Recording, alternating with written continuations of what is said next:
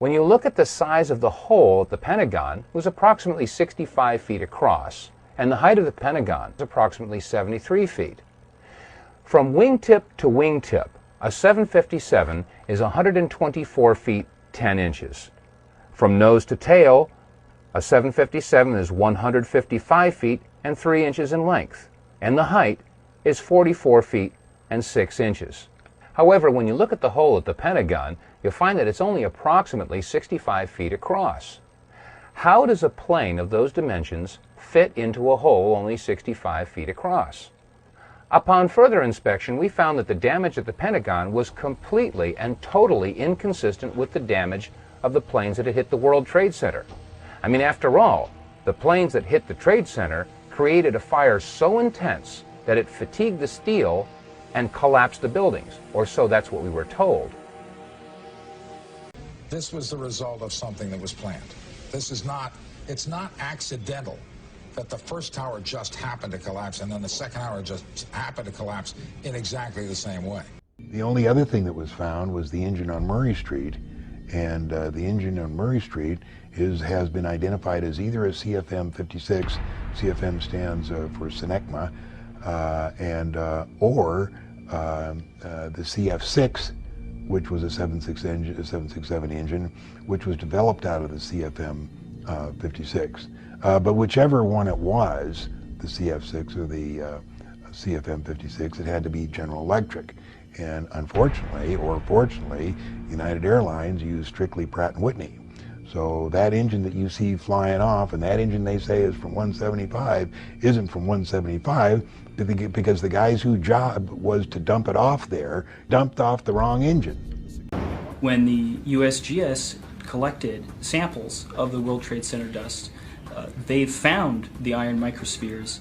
Insofar, the USGS does not have a valid explanation for the presence of these iron microspheres.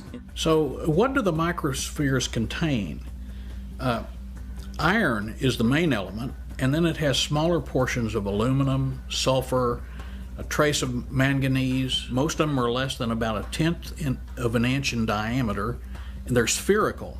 And they're found in all of the dust blown out of the buildings during collapse, no matter where in Manhattan that dust is picked up. You must have had a much hotter heat source for you to get 2,700 degrees Fahrenheit in order to melt the iron to get these molten spheres. Your heat source must be something like a chemical reaction, an exothermic chemical reaction that reacts, in the case of thermite, reacts at 4,500 degrees Fahrenheit. In the dust, we found what we characterize as unreacted thermitic material in the shape of some very tiny red-gray chips. And in the reaction they produce molten iron, which is the prime indication of a thermitic reaction. And such a reaction can be used to destroy steel structures. We also took paint that came off of the WTC steel and looked at that in the SEM and did a compositional analysis of that and found that it was not similar to the red-gray chip or the red layer of the red-gray chips. This cannot be paint. Paint does not have these exotic properties. It's impossible. This is material that is of military use that really shouldn't be there. We are in an abandoned skyscraper, and quite frankly, I don't even know where I'm at. I see a sign outside that just gives me a reference of Barclay Street. As you can see all around here, the windows have been blown completely out. And as we take a walk towards the front of the building here, you want to take a look outside. If you have never been to war, like I have never been to war, then this is what it looks like. We don't know what that building is. We don't know where this building is, but they're obviously on fire. Maybe there's a chance that they could collapse.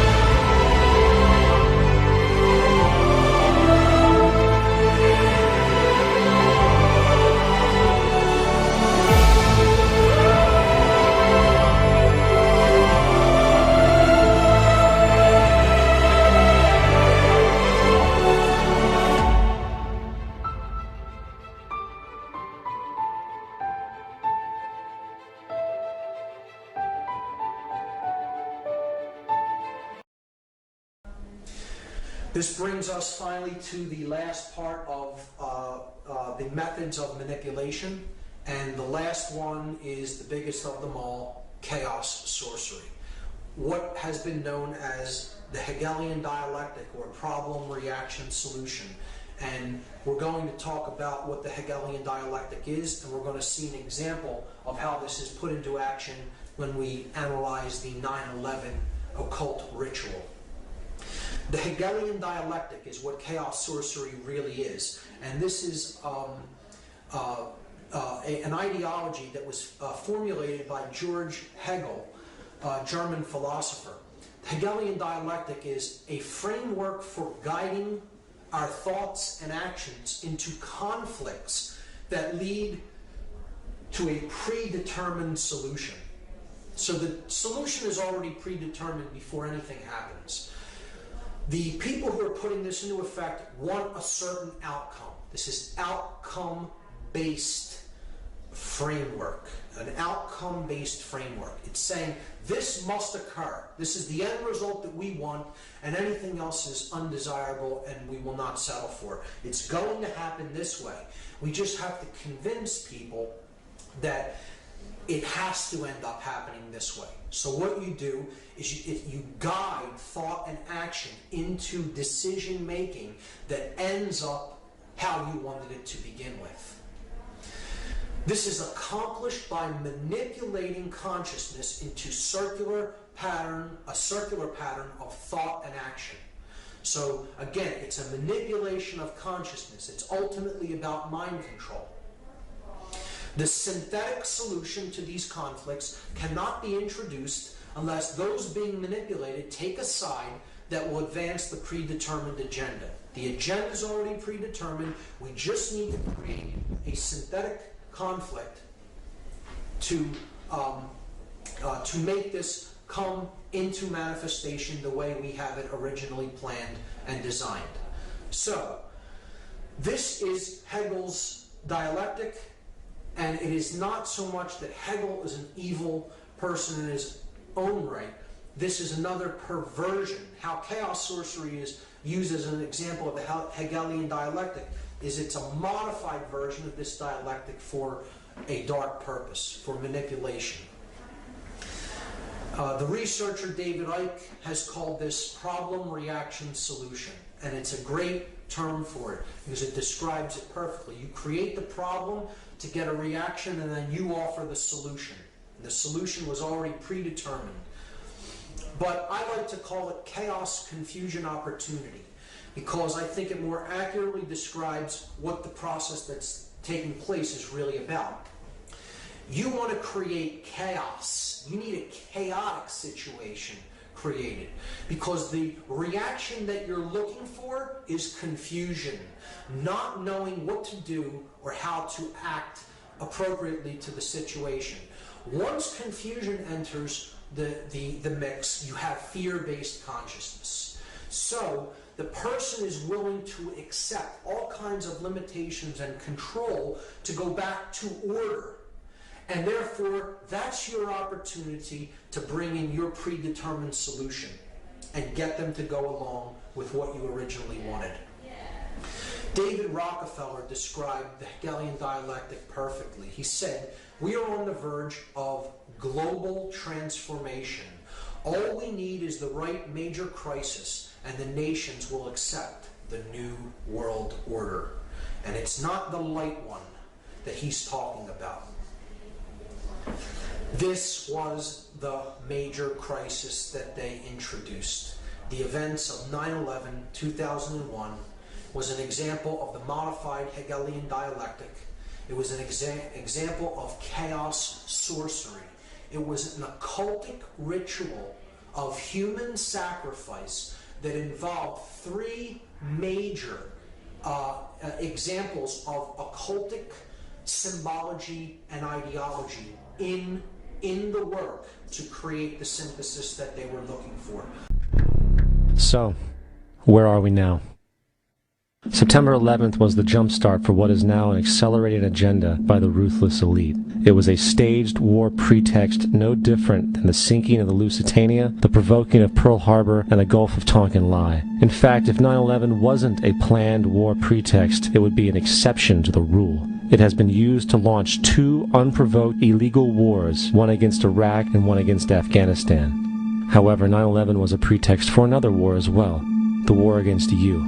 The Patriot Act, Homeland Security, the Military Tribunals Act, and other legislations are all completely and entirely designed to destroy your civil liberties and limit your ability to fight back against what is coming. Currently in the United States, unannounced to most brainwashed Americans, your home can be searched without a warrant, without you being home. You can in turn be arrested with no charges revealed to you, detained indefinitely with no access to a lawyer, and legally tortured, all under the suspicion that you might be a terrorist. If you need a painted picture of what is happening in this country, let's recognize how history repeats itself. In February 1933, Hitler staged a false flag attack, burning down his own German parliament building, the Reichstag, and blamed it on communist terrorists. In the next few weeks, he passed the Enabling Act, which completely eradicated the German Constitution, destroying people's liberties. He then led a series of preemptive wars, all justified to the German people as necessary to maintaining homeland security.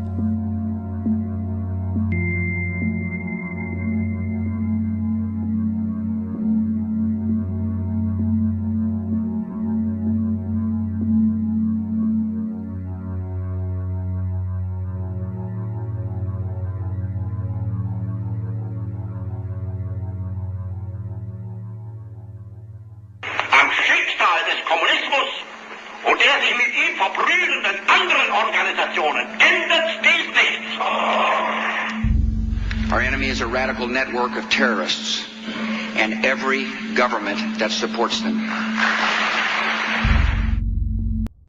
So we are back with another episode of After Dark. And, you know, throughout this series, we've talked about a lot of screwed up things. But I think the topic that I have for you now is one of the most, if not the most disturbing thing I've ever heard. And I've told you before that I think the scariest stories are those that are true. And just like previous After Dark videos, this is not a conspiracy theory. This is not a fantasy. This is a fact. It really happened. This is the story of Operation Northwoods and Operation Mongoose. So, what if you're reading a story about a major news event? Or what if you're actually watching it play out on live TV with news anchors and everything? Have you ever stopped to consider that maybe what you're seeing may not actually even be real? Or at least real in the sense that things are happening in the way that they are being presented. What if it were all just an elaborate illusion to make you believe?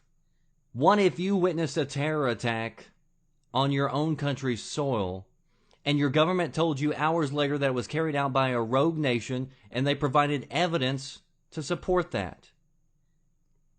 Most people wouldn't bat an eye or think twice about it. But what if it was your own government that had carried out that terrorist attack, and they did it in a way to make it appear as though it was done by an enemy? Now, many of you are probably thinking that that sounds completely absurd.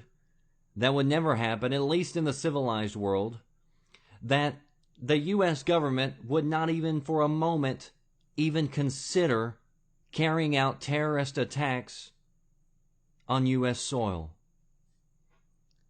But you should be terrified to know just how wrong you are.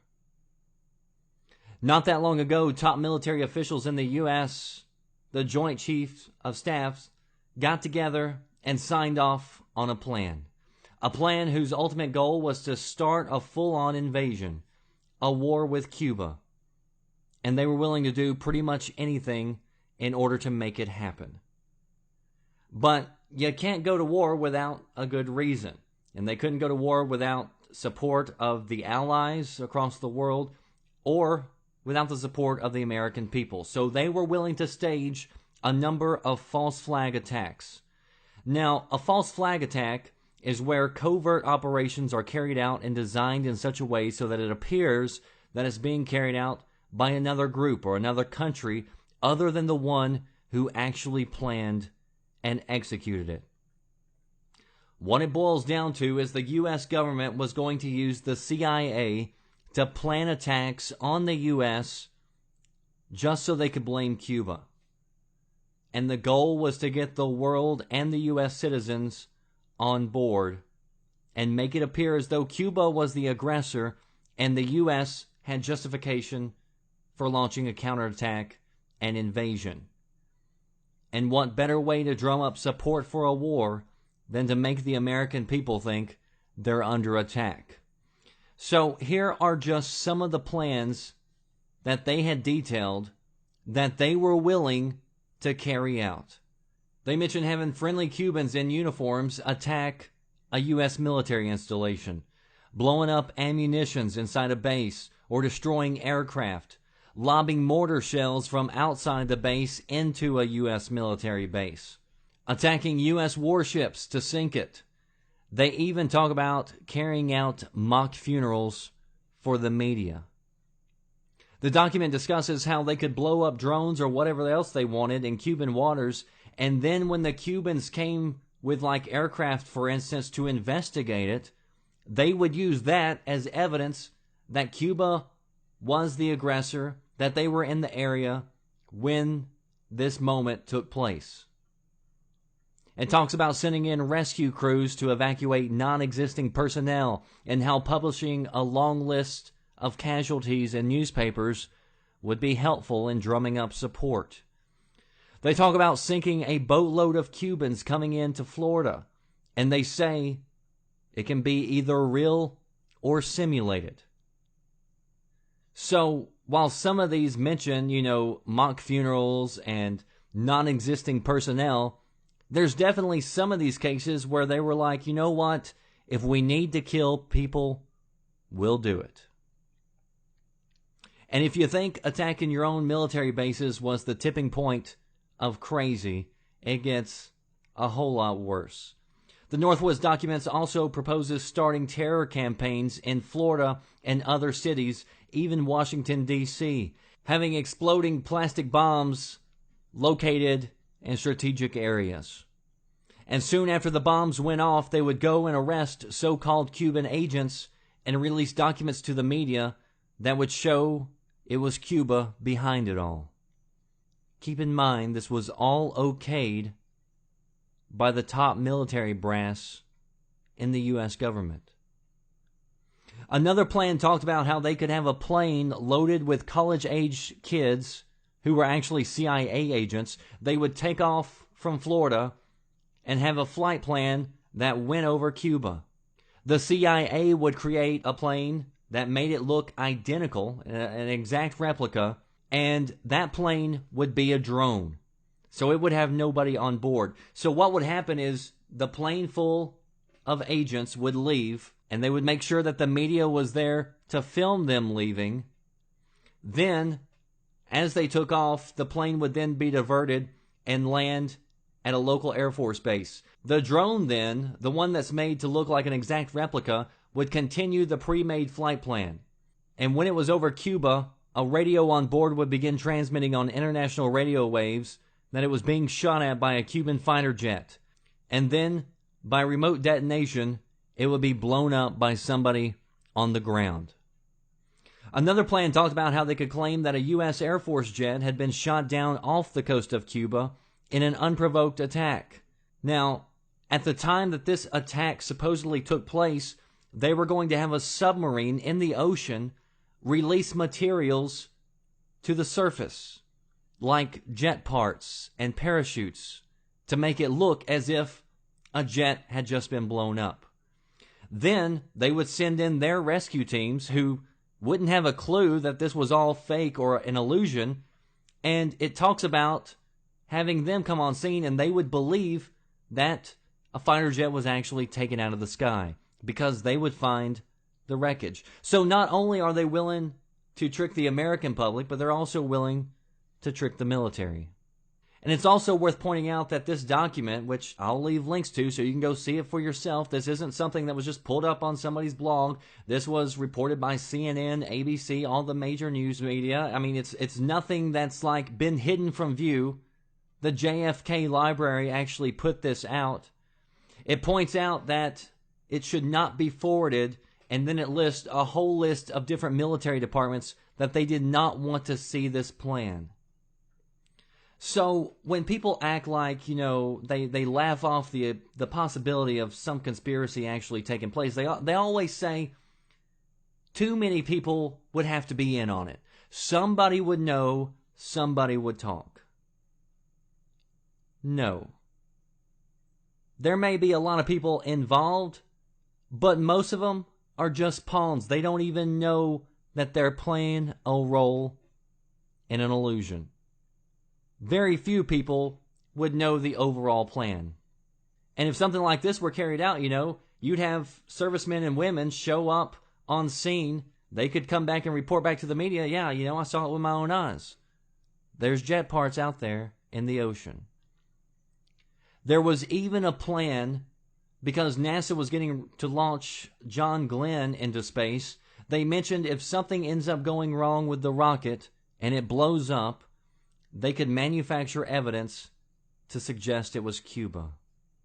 And again, this was signed off by the Joint Chief of Staff and made its way all the way to the Secretary of Defense and John F. Kennedy, who ultimately rejected the plan. So as far as the U.S.'s official stance is concerned, they say, look, these documents are out there, but they were never carried out.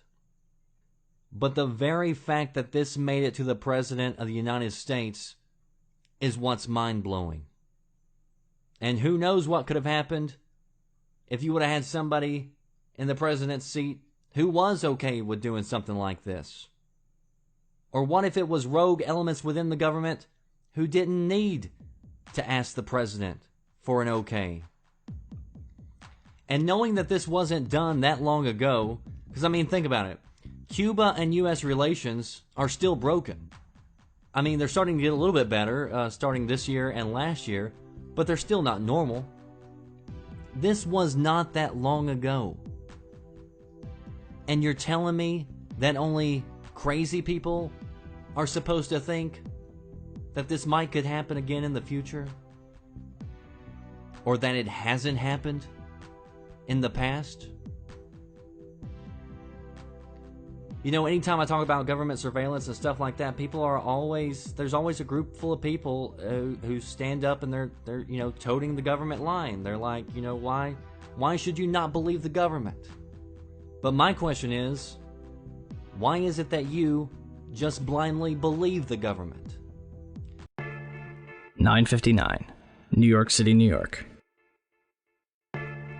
The South Tower of the World Trade Center collapses to the ground in approximately 10 seconds. 29 minutes later, the North Tower follows suit, collapsing in approximately 10 seconds.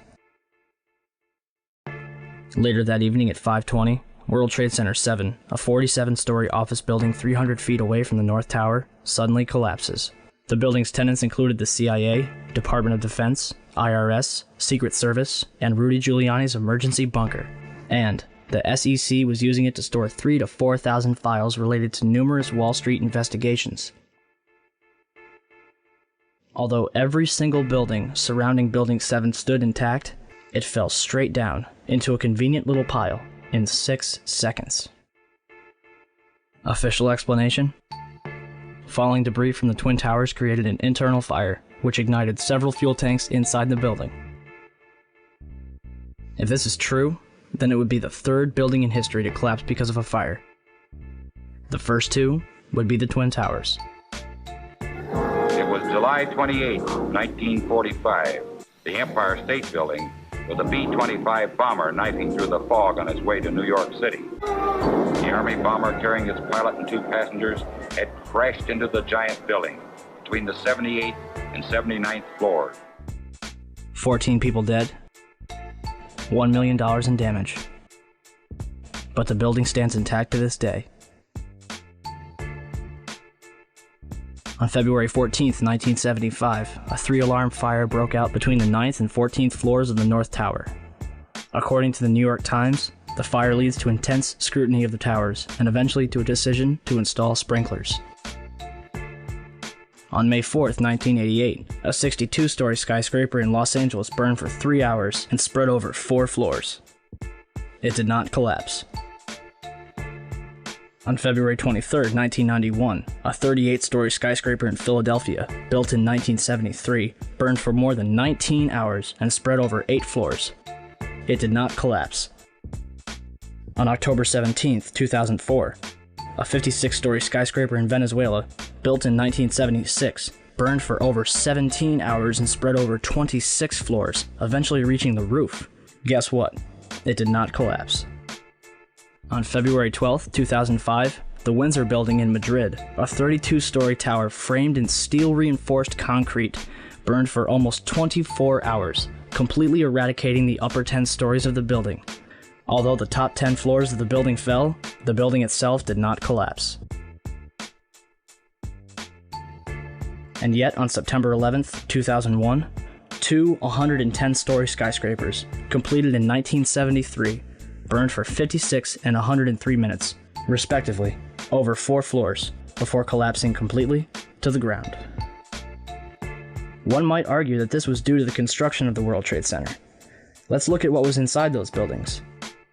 The Twin Towers were composed of 200,000 tons of steel, 425,000 cubic yards of concrete, 103 elevators, 43,600 windows, 60,000 tons of cooling equipment, and a 360-foot television antenna. The core of each tower was 87 by 133 feet, comprised of 47 box columns 36 by 16 inches thick. The North Tower was completed in 1970, standing at 1,368 feet tall, and the South Tower was completed in 1973, clocking in at 1,362 feet tall, making them the tallest buildings in the world until the Sears Tower was completed in 1974. And to think, the government would have us believe that these massive structures were destroyed by 10,000 gallons of jet fuel. However, eyewitnesses, video footage, and a little common sense quickly refutes that claim.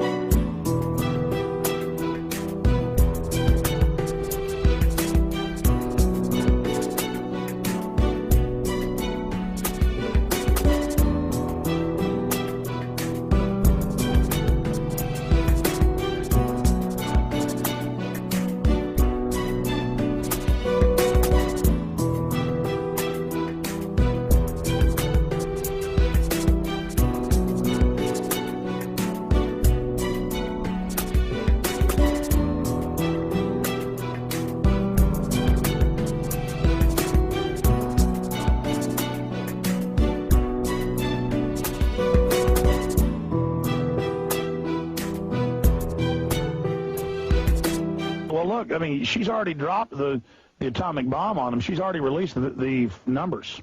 Yeah, I have, and not to be concerned, I have no intention of letting anyone buy me off or make any kind of a deal with me. And you're not planning to commit suicide? And I'm not planning to commit suicide either. The fact that you're so visible really protects you going on Larry King and other big shows, but you want to put it on record that you're not planning to commit suicide? No, I'm not planning to commit suicide. I'm planning to go into court on April 7th if indeed we do have the trial, and I plan on defending myself vigorously, and I plan on exposing the government in ways that, I do not think they want me to expose them. Law enforcement about their investigation into the D.C. madam. When she went outside, she noticed the three-wheel bicycle had been moved that was normally kept in the shed. Upon entering the shed located on the west side of the residence, Blanche Palfrey discovered her daughter, Deborah, had apparently hung herself using a nylon rope from a metal beam on the ceiling of the shed. She then called 911. At approximately 11:01 a.m., Tarpon Springs Fire Rescue had pronounced Deborah Jean Palfrey deceased.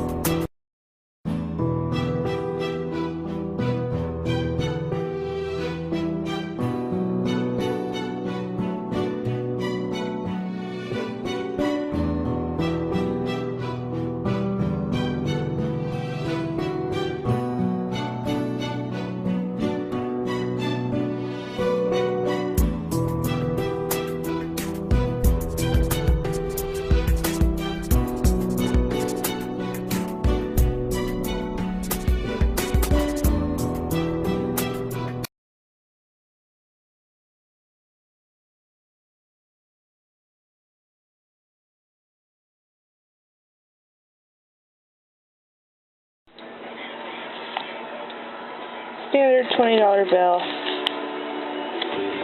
Somebody showed me this. Hold it like this, and then up, and there you have it. The Twin Towers collapsing. I thought perhaps this was a coincidence. So decided to fold all the money like this. And this is in remembrance of all those who died on 9/11, those who continue to suffer.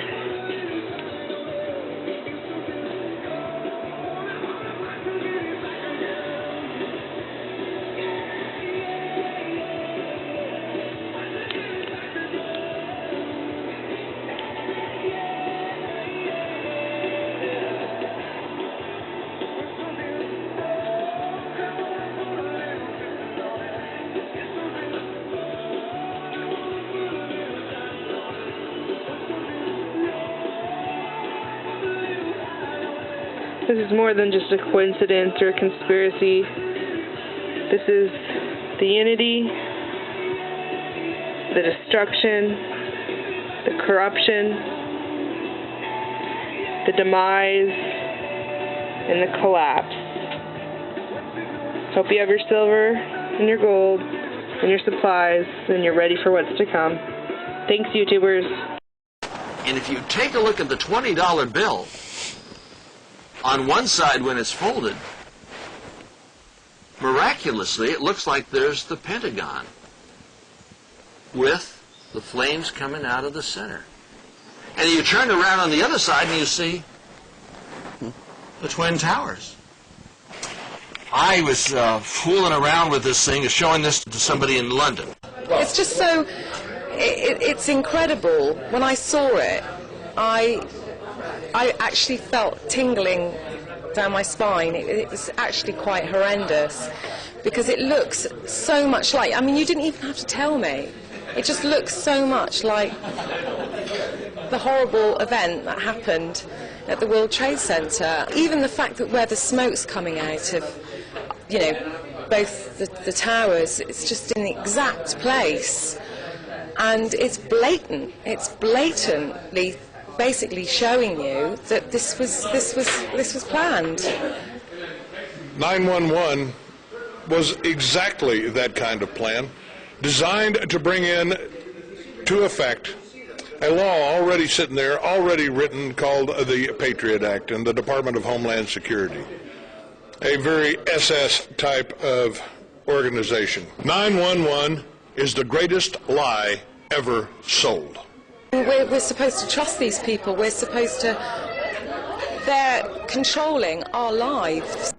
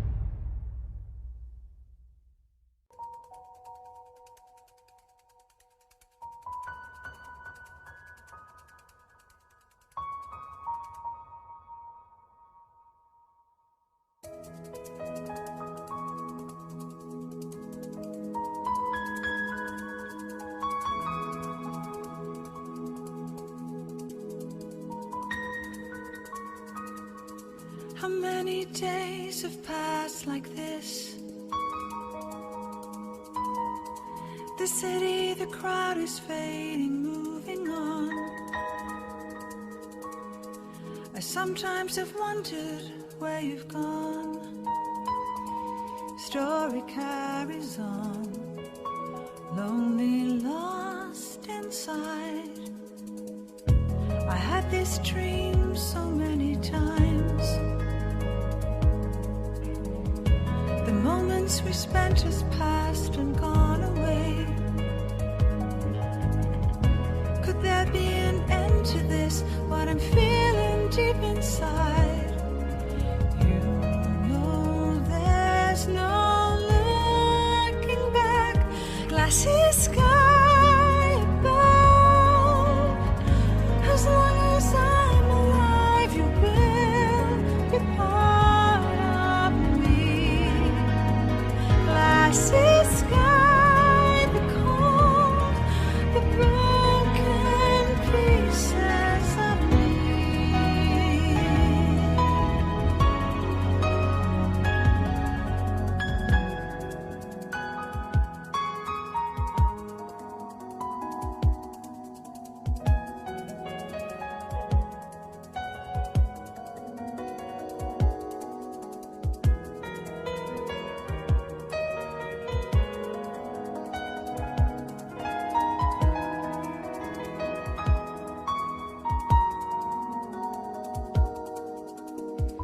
The mystery of it I recall.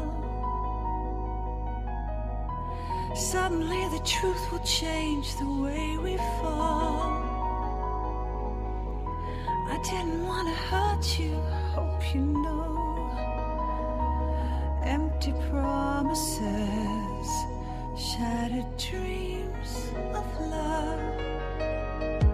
Sometimes I wonder what's beyond. I tried many times to make it up to you. Can somebody tell me what to do? Thought we're meant to be. There's no going back.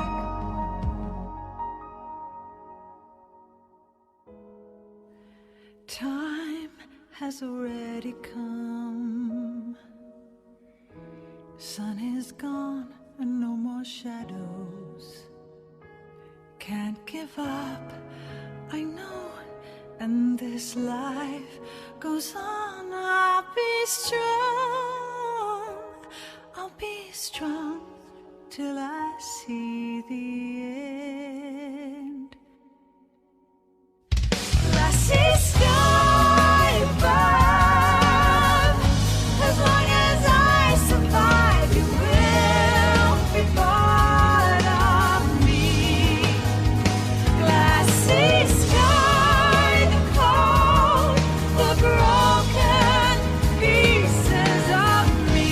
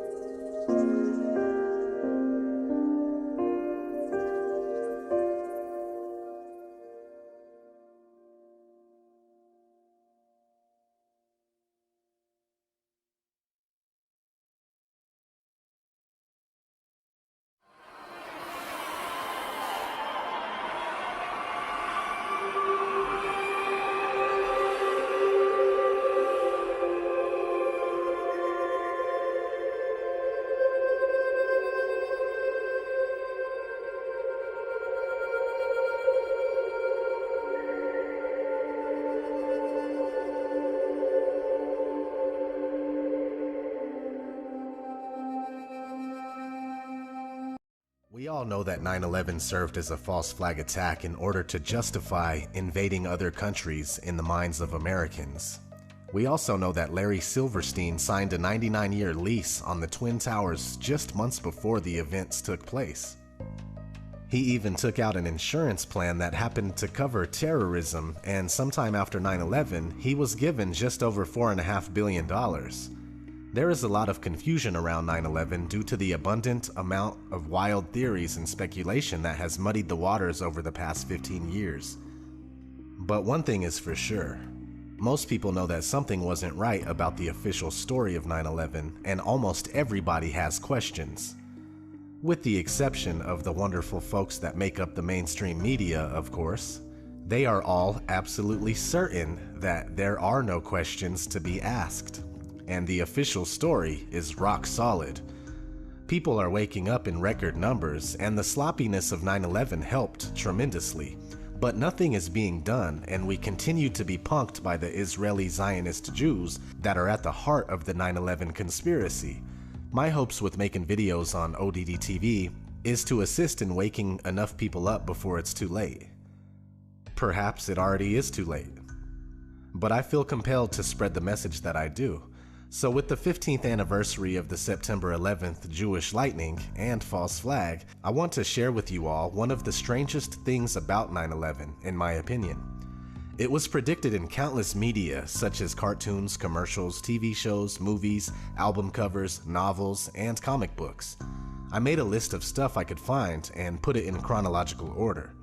This is very creepy stuff, and it gives amazing insight into the fact that there are powers in this world that operate in ways that we can't even imagine nor understand. They condition us, program us, and even disclose their plans all the time without us even being aware of it. Let's get started on this list. We have quite a bit to go over. 1949, Porky Pig and Charlie Dog cartoon. Hark! What's that? Look! It's the towers! They're falling! 1963, Wonder Woman comic book cover. 1970, 30 Seconds Over New York, book by Robert Bacard. 1973, Godzilla vs. Megalon movie poster. 1973, Superman comic. 1975, Cracked magazine cover.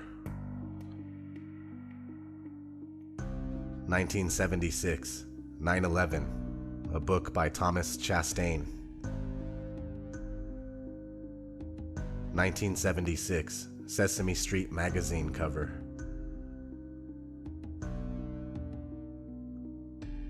1976, Spidey Super Stories comic book cover. 1978, Super Friends TV show, the episode entitled Monolith of Evil.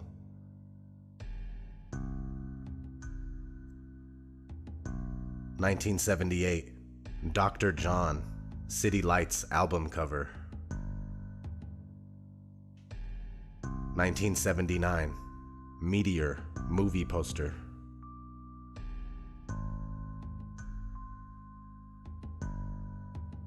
1979, Supertramp, Breakfast in America album cover.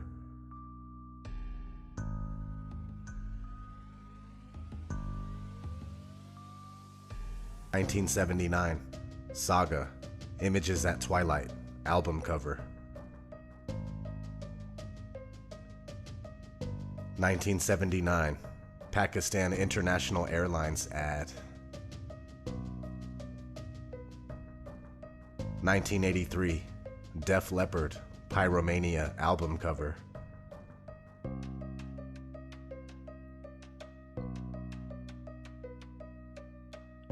1983, a book by Jose Borja.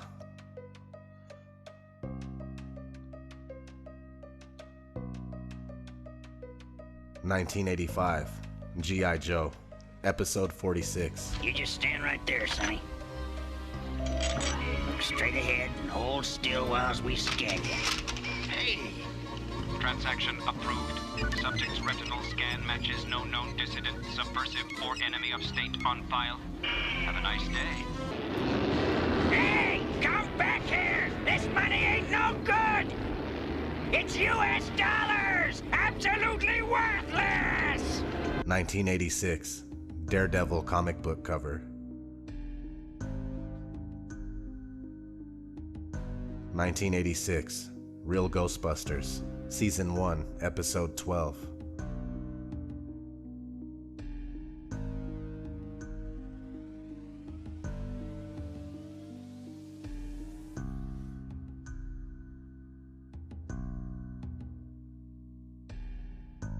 (1986) Dream Machine. There's computers where the resolution is so high that you can never tell that it was ever touched by anything, which raises the whole question of photography as evidence of anything. I don't even think people are aware of how much computer graphics is used today. There's just a whole question now of what is real. Create a new reality by adding an erupting volcano to the San Francisco skyline.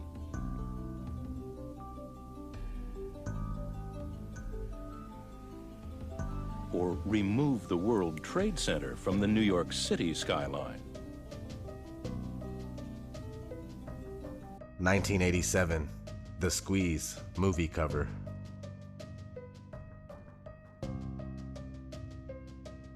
1987. Cover of Fortune International magazine. 1988. Teenage Mutant Ninja Turtles, Season 2, Episode 7.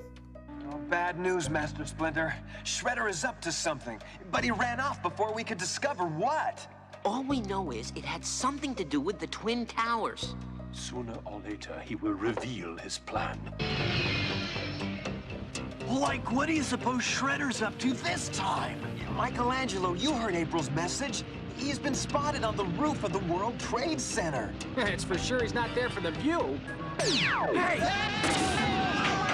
What is it? Hang on! We're gonna crash! 1988. Microsoft Flight Simulator.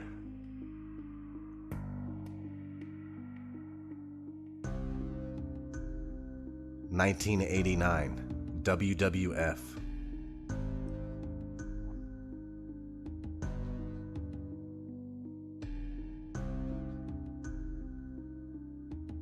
1989. Jason Takes Manhattan movie poster.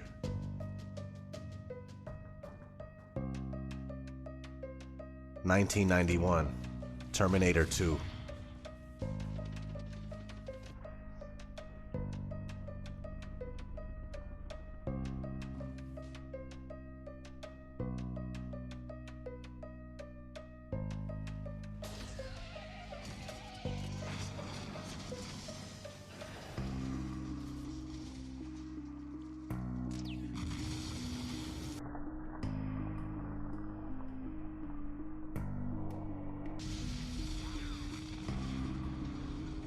1991.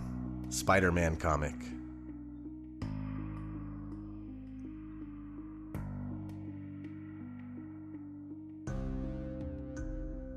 1991. Tetra Star video game. 1992. King of Monsters video game. 1992.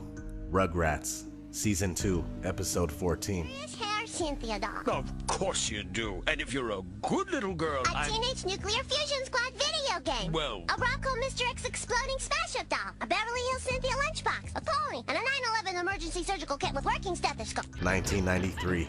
X-Men Season 1, Episode 12. They want action. They want protection. They want revenge.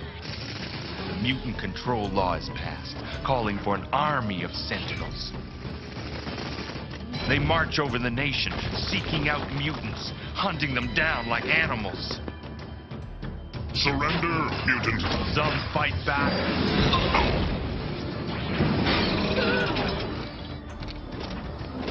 not for long. The Sentinels herd the surviving mutants into detention camps. The camps are your final stop. You never leave. Never!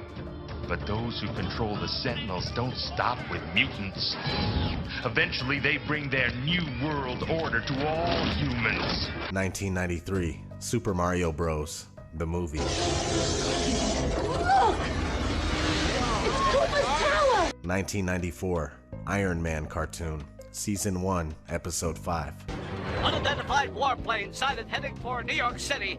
Our detection system shows nothing. Mayday! Mayday! New York is under attack! Intercept and destroy! A force field is shielding the warplane. It's getting through.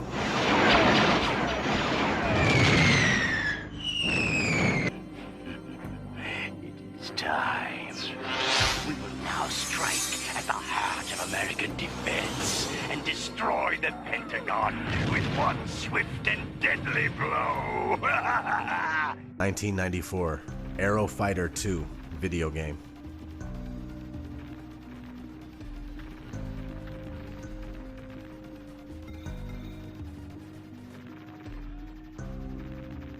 (1994) Fantastic Four, Season 1, Episode 4.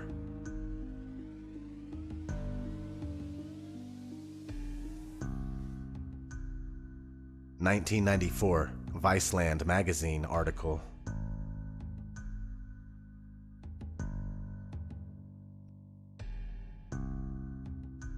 1994, Friends intro debut.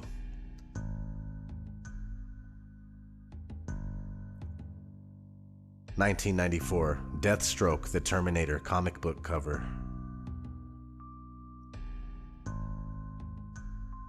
1995, The Tick, Season 1, Episode 12. We are under attack! Things so monstrous! Terror unleashed from the sacred cotton candy place of our dreams! If anyone is out there listening, get out of town before it gets to you! And I'm out of here! 1995, Hackers.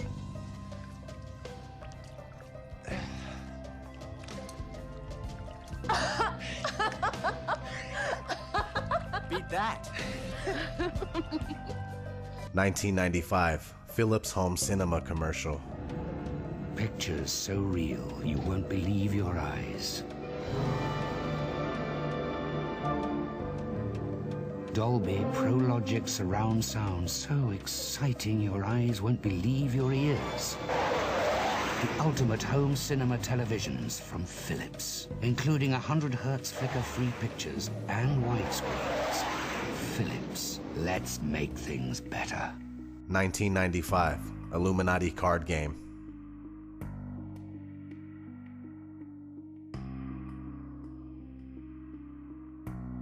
1996, The Long Kiss Goodnight. 1993, World Trade Center bombing, remember? During the trial, one of the bombers claimed the CIA had advanced knowledge. The diplomat who issued the terrorist visa was CIA. It's not unthinkable they paved the way for the bombing purely to justify a budget increase. You're telling me that you're gonna fake some terrorist thing just to scare some money out of Congress? Well, unfortunately, Mr. Hennessy, I have no idea how to fake killing 4,000 people. So we're just gonna have to do it for real. Oh, blame it on the Muslims, naturally. Then I get my funding. Good night, old girl. 1996. This is a steal from Independence Day, but they show this briefly in the movie.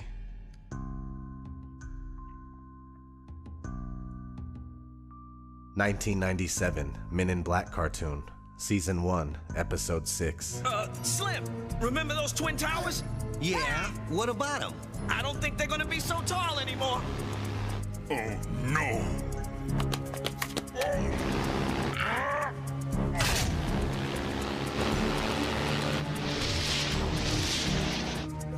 1997, The Simpsons, Season 9, Episode 1. Oh, I'd love to see New York. We could all go with the bus company's special Super Sitter fare. $9? This one's on me. Great! And real quick, here's a clip from Season 21, Episode 20, which is a continuation after 9/11. Is this what the framers of the Constitution would want? How many personal freedoms are we willing to give up in the name of security? That blonde girl thinks she's smart, like us dark hairs. 1997, Extreme Ghostbusters, Season 1, Episode 38. I'm afraid it simply retreated in order to regenerate and regroup, readying for another attack. Manhattan. Guys, I think it's time for some serious firepower. 1997, German Mario Bros. Comic.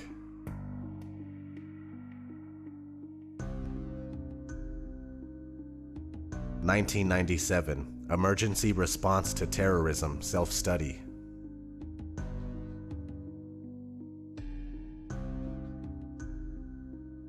1997, St. John's Cathedral. It has a Freemasonic sculpting depicting a disaster in New York. 1998, Armageddon. Well, you know why? Because this is New York City. Anything could have happened. Listen to that. Let me see. It could have been a terrorist bomb, could have been a dead body, somebody shot, stabbed. And it's Friday payday, too. Somebody probably jumped, didn't get that paycheck.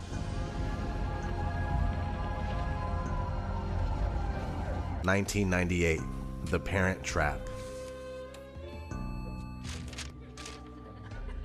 How weird is that? Extremely. 1998, a steal from the movie Godzilla. 1998, Pirelli Tires ad.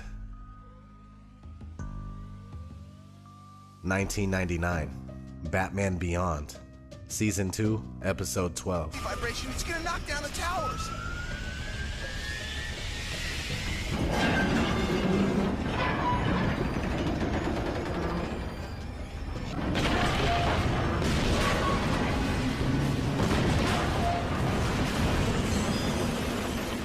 The towers are falling. Get away from there. No use pleading. You're dead.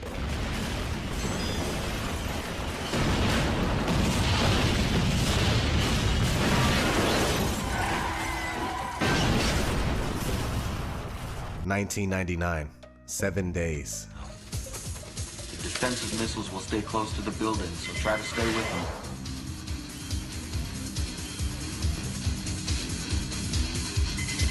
Hey, what's going on? Attaboy, Red. Throw me in, would ya? Stand by, Nancy. That's it. That's it. Whoa. Hang it tight.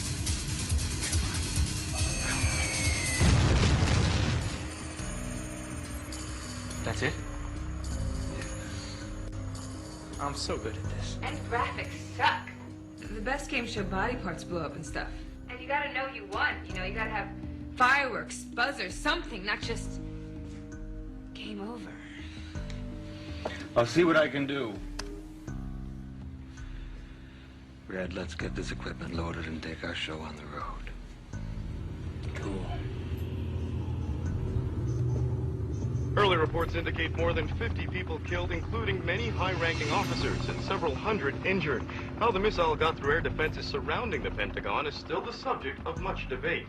1999, Fight Club.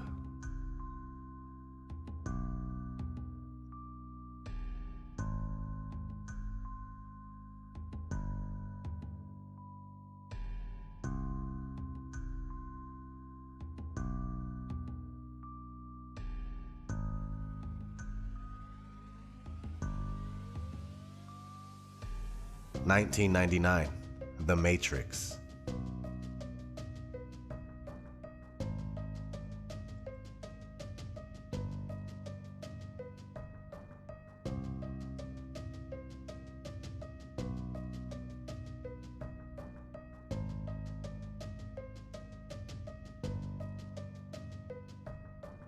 (2000) Rugrats in Paris.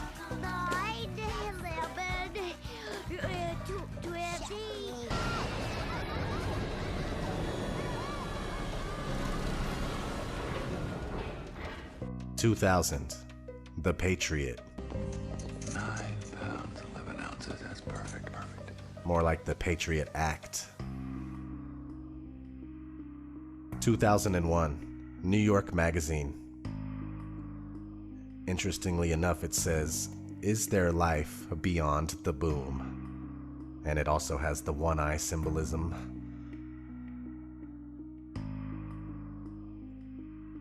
2001, March, The Lone Gunman. You're saying our government plans to commit a terrorist act against a domestic airline? There you go. Indicting the entire government as usual. It's a faction. A small faction. For what possible gain? The Cold War's over, John. But with no clear enemy to stockpile against, the arms market's flat. But bring down a fully loaded 727 into the middle of New York City, and you'll find a dozen tin pot dictators all over the world just clamoring to take responsibility and begging to be smart-bombed. I can't believe it. This is about increasing arms sales. When? Tonight?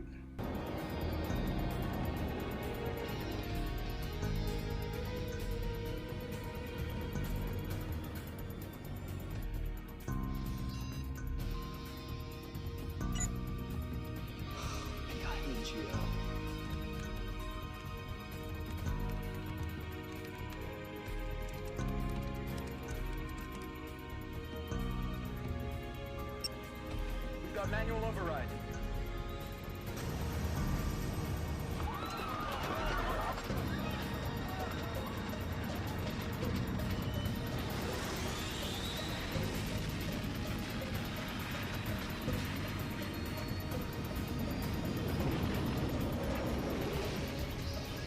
In 2001, June, just months before the events took place. The Coup. Party music, album cover.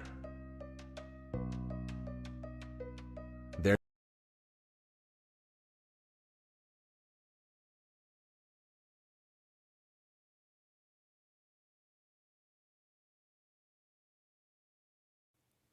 In 1998, the Port Authority of New York and New Jersey agreed to privatize the World Trade Center, the complex of office towers in Lower Manhattan that they had owned and operated since their construction in 1973. In April 2001, an agreement was reached with a consortium of investors led by Silverstein Properties, and on July 24, 2001, Larry Silverstein, who already owned World Trade Center Building 7, signed a 99-year lease for the Twin Towers and Buildings 4 and 5. The lease was for $3.2 billion and was financed by a bridge loan from GMAC, the commercial mortgage arm of General Motors, as well as $111 million from Lloyd Goldman and Joseph Kerr, individual real estate investors. Silverstein Properties only put down $14 million of its own money. The deal was unusual in a variety of ways. Although the Port Authority carried only $1.5 billion of insurance coverage on the WTC complex, which earlier that year had been valued at $1.2 billion, Silverstein had insisted on doubling that amount, insuring the buildings for $3.55 billion. Silverstein's insurance broker struggled to put that much coverage in place, and ultimately had to split it among 25 dealers. The negotiations were so involved that only temporary contracts were in place for the insurance at the time the lease was signed, and by September the contracts were still being finalized. Silverstein's group was also explicitly given the right to rebuild the structures if they were destroyed, and even to expand the amount of retail space on the site if rebuilding did take place. Within hours of the destruction of the Twin Towers on September 11th, Silverstein was on the phone to his lawyers, trying to determine if his insurance policies could construe the attacks as two separate insurable incidents rather than one. Silverstein spent years in the courts attempting to win $7.1 billion from his $3.55 billion insurance policy, and in 2007 walked away with $4.55 billion, the largest single insurance settlement ever. As soon as the deal was announced, Silverstein sued United and American Airlines for a further $3.5 billion for their negligence in the 9/11 attacks, a claim that was struck down by the courts but is still on appeal.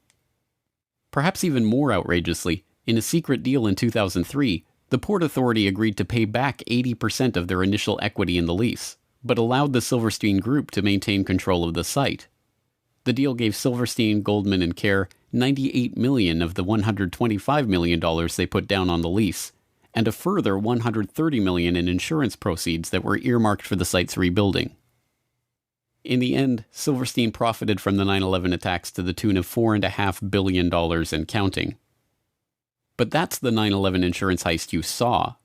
There was a much deeper, more complex, and well-hidden heist that was taking place behind closed doors on September 11, 2001, deep in the heart of the World Trade Center itself. Marsh & McLennan is a diversified risk, insurance, and professional services firm with over $13 billion in annual revenue and 57,000 employees. In September of 2001, 2,000 of those employees worked in Marsh's offices in the World Trade Center. Marsh occupied floors 93 to 100 of the North Tower, the exact area of the impact and explosion. In the year prior to 9/11, Marsh had contracted with Silverstream Software to create an electronic connection between Marsh and its clients for the purpose of creating paperless transactions. Silverstream had already built internet-based transactional and trading platforms for Merrill Lynch, Deutsche Bank, Bankers Trust, Alex Brown, Morgan Stanley, and other financial services firms that were later involved in 9/11, but this new project was unlike anything that had been attempted before.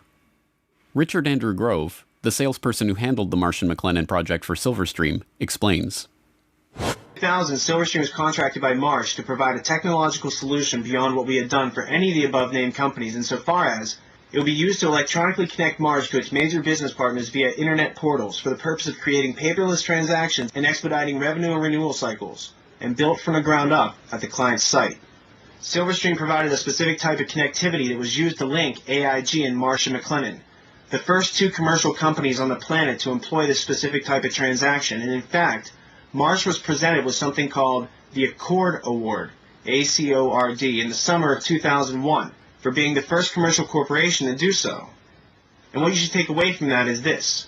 It means that no other companies were doing this type of transaction, so the question in your mind should be, what then were Marsh and AIG doing, and why did they need to leverage technologies that no other commercial entity on the face of the earth needed to conduct business?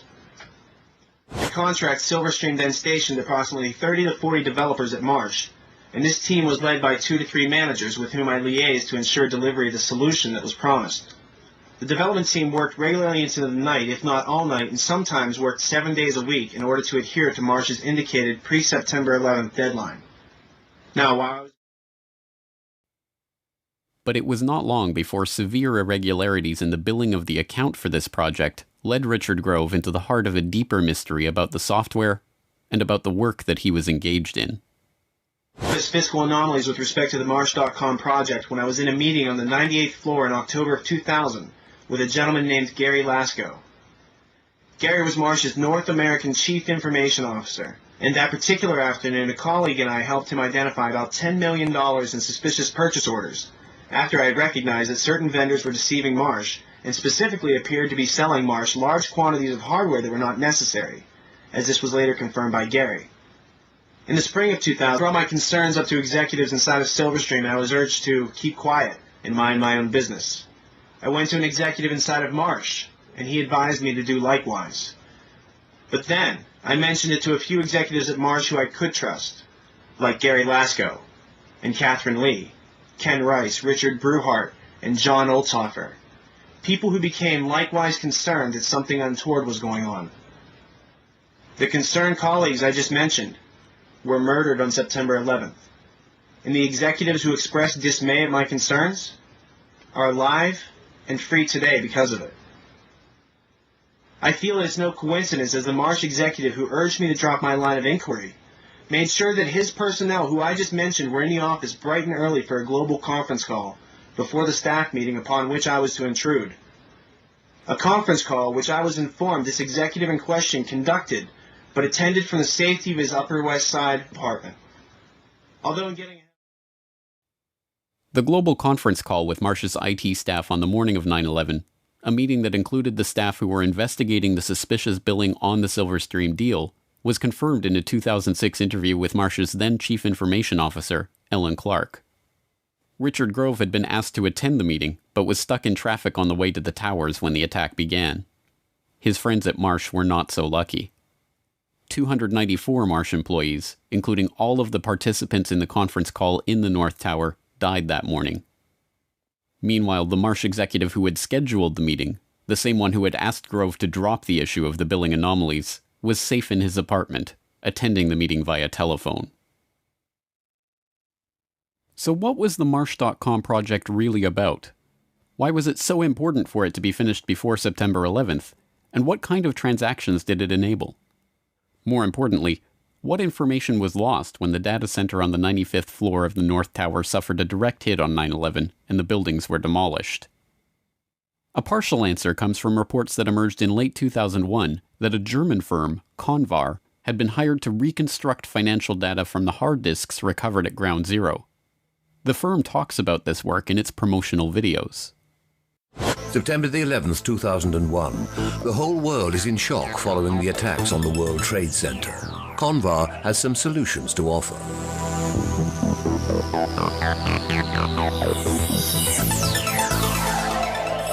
Data stored on countless hard drives retrieved from the collapsed towers was believed to have been lost, but Convar specialists can render irreplaceable information readable again at Europe's only high-security data recovery center. Burnt, crushed, or dirty storage media are ready to relinquish their secrets by the time we finish with them. More details about the work comes from an IDG news service story posted to CNN.com in December 2001.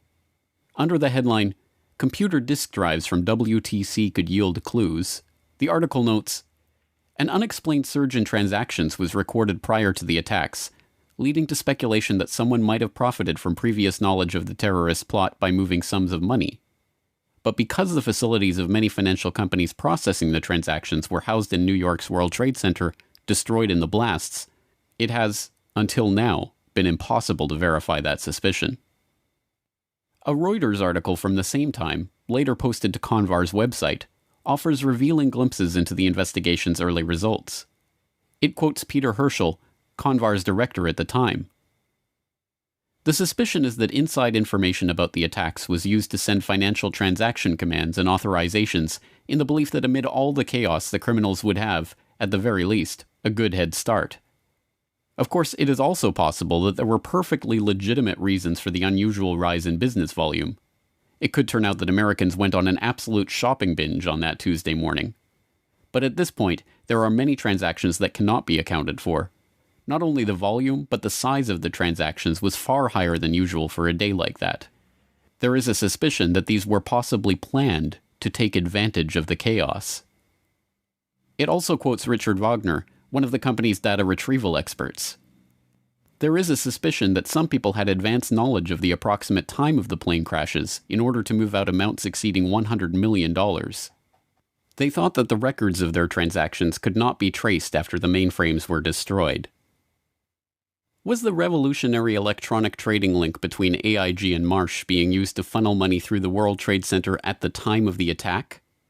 Were the attack perpetrators hoping that the destruction of Marsh's data center, on the 95th floor at the dead center of the North Tower explosion, would conceal their economic crime? One piece of corroborating evidence for the idea comes from author and researcher Michael Rupert, who reported in 2004 that immediately before the attacks began, computer systems in Deutsche Bank, one of Silverstream's other E-Link clients, had been taken over from an external location that no one in the office could identify. Within, I would guess, I'd have to go back and look at the book, but it was no more than a week after the attacks. I was being contacted by a lot of people from inside official sources who were raising a lot of questions. This one particular person was extremely credible.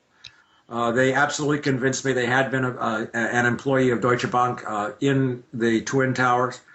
And they told me very clearly that in the moments right before the attacks and during the attack, there was a 40-minute window between the time the first plane struck the World Trade Center and the second plane, that Deutsche Bank's computers in New York City had been taken over, absolutely co-opted and run. There was a massive data purge, a massive data download, and all kinds of stuff was moving. And what this person said very clearly was that no one in the Deutsche Bank offices in the towers at the time had the ability to prevent what was going on from any of their terminals. Sadly, No answer to the questions raised by these accounts is forthcoming from Convar. After the initial reporting on the investigation, which noted that the company was working with the FBI to recover and analyze the data, Convar now refuses to talk about the information they discovered.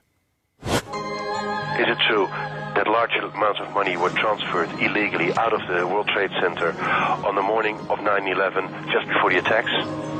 If you would look on the website, I would say yes, because that was the information from a previous release. If you would ask me today, I would need to tell you that I could not give you any additional information about that. I'm really sorry.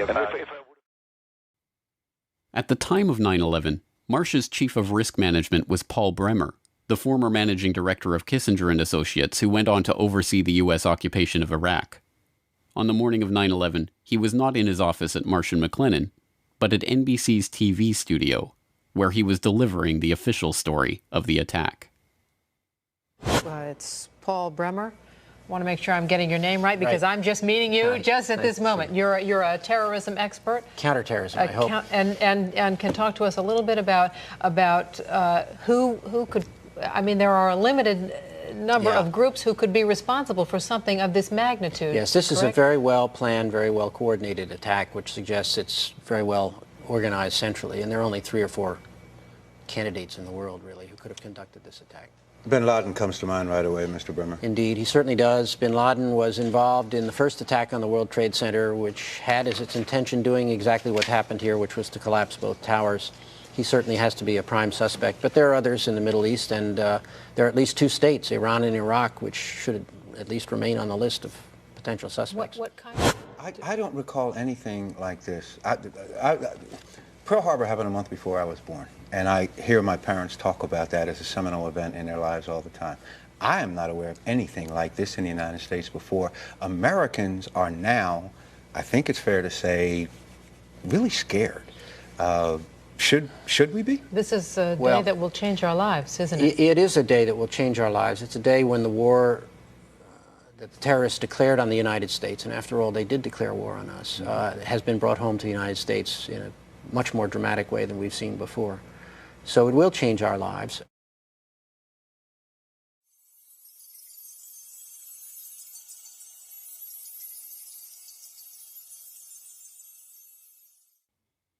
On September 12, 2001, before the dust had even settled on Ground Zero, the Securities and Exchange Commission opened an investigation into a chilling proposition: that an unknown group of traders with advanced knowledge of the 9/11 plot had made millions betting against the companies involved in the attacks. What many Wall Street analysts believe is that the terrorists made bets that a number of stocks would see their prices fall. They did so by buying what are called puts. If you bet right, the rewards can be huge. The risks are also huge, unless, of course, you know something bad is going to happen to the company you're betting against. This could very well be insider trading at the worst, most horrific, most evil use you've ever seen in your entire life. One example, United Airlines. The Thursday before the attack, more than 2,000 contracts betting that the stock would go down were purchased.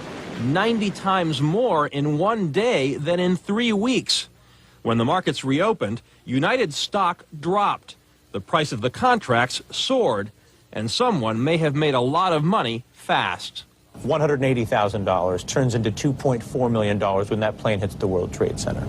It's almost the same story with American Airlines. That's a 5-fold increase in the value of what was a $337,000 trade on Monday. All of a sudden becomes what? $1.8 million. And there's much more, including an extraordinarily high number of bets against Morgan Stanley and Marsh & McLennan, 2 of the World Trade Center's biggest tenants. Could this be a coincidence? This would be one of the most extraordinary coincidences in the history of mankind if it was a coincidence. Although the put options on American and United Airlines are usually cited in reference to the 9/11 insider trading, these trades only represent a fraction of the suspicious trades leading up to the attack. Between August 20th and September 10th, abnormally large spikes in put option activity appeared in trades involving dozens of different companies whose stocks plunged after the attack, including Boeing, Merrill Lynch, JP Morgan, Citigroup, Bank of America, Morgan Stanley, Munich Re, and the AXA Group. Traders weren't just betting against the companies whose stocks dove after 9/11, however. There was also a six-fold increase in call options on the stock of defense contractor Raytheon on the day before 9/11. The options allowed the traders to buy Raytheon stock at $25. Within a week of the attack, as the American military began deploying the Raytheon-supplied Tomahawk missiles they would eventually use in the invasion of Afghanistan, the company's share price had shot up 37% to over $34. The SEC weren't the only ones interested in this particular 9/11 money trail either. Investigations into potential insider trading before the attacks were opened by authorities around the globe, from Belgium to France to Germany to Switzerland to Japan. It wasn't long before this global financial manhunt started yielding clues on the trail of the terror traders. On September 17th, Italian Foreign Minister Antonio Martino, addressing Italian Consob's own investigation into potential 9/11 trading, said, "I think there are terrorist states and organizations behind speculation on the international markets." Then we have the put options that were placed on United Airlines, American Airlines, and Boeing. According to the San Francisco Chronicle, more than $2.5 million has remained unclaimed. As for 9/11 itself, Reuters reported that Comvar, a German computer company, is responsible for helping companies and accountants in New York restore their data from over 400 hard drives that were recovered from the World Trade Center's rubble. Comvar recovered information from 32 different computers that suggested insider trading took place on 9/11. Richard Wagner, an expert at Comvar. There is a suspicion that some people had advanced knowledge of the approximate time of the plane crashes in order to move out amounts exceeding $100 million. They thought that the records of their transactions could not be traced after the mainframes were destroyed. After their analysis, Comvar handed the results over to the FBI. Although the FBI was legally bound to investigate who was responsible, to date they have done no such thing. One of the world's largest gold depositories was stored underneath the World Trade Center. In 1993, the value of the gold was estimated at $1 billion, rumored to be owned by Kuwaiti interests. When the World Trade Center was destroyed, the amount of gold far exceeded the 1993 levels. The gold was finally recovered in its entirety in late 2001. Or was it? On November 1st, 2001, the Times Online reported that a large amount of gold was discovered in the wreckage of the World Trade Center. Mayor Rudolph Giuliani announced that more than $230 million was recovered from Ground Zero. However, the COMEX Metals Trading Division was storing gold bars for the Bank of Nova Scotia, Chase Manhattan Bank, the Bank of New York and Hong Kong, and Shanghai Banking, totaling $950 million. And that's just one company. Rumor has it that over $160 billion in gold was stored in the World Trade Center. So where did all the gold go?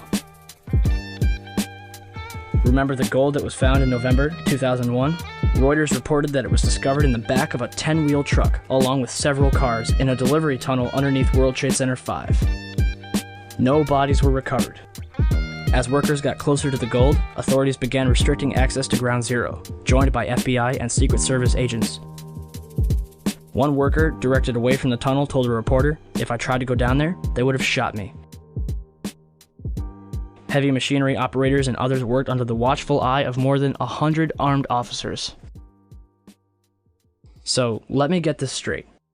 Gold from World Trade Center 4 was found underneath World Trade Center 5 in an empty delivery truck with an empty escort of cars. I think it's safe to say that they were running away from the South Tower. The question is, how did they know to flee from their stash when not even the firefighters inside the South Tower expected it to collapse? $167 billion in gold. $200 million is found. And that's just the money. In September 1991, shortly after the end of the Cold War, a cabal of elite bankers and intelligence spooks led by George H.W. Bush financed a $240 billion covert operations war chest through the purchase of 10-year securities that, as it happened, were scheduled to come due on September 12, 2001. Project Hammer was undoubtedly used for a wide variety of illicit intelligence operations, but mainly it was used to finance a covert economic operation against the collapsing Soviet Union, whereby unknown Western investors bought up much of the Soviet industry with a focus on oil and gas, crashing the Russian economy, looting its central bank, orchestrating what became known as the Great Ruble Scam, and a wide variety of other clandestine, state-assisted operations designed to thoroughly prevent Russia from ever contesting the U.S. as a world superpower.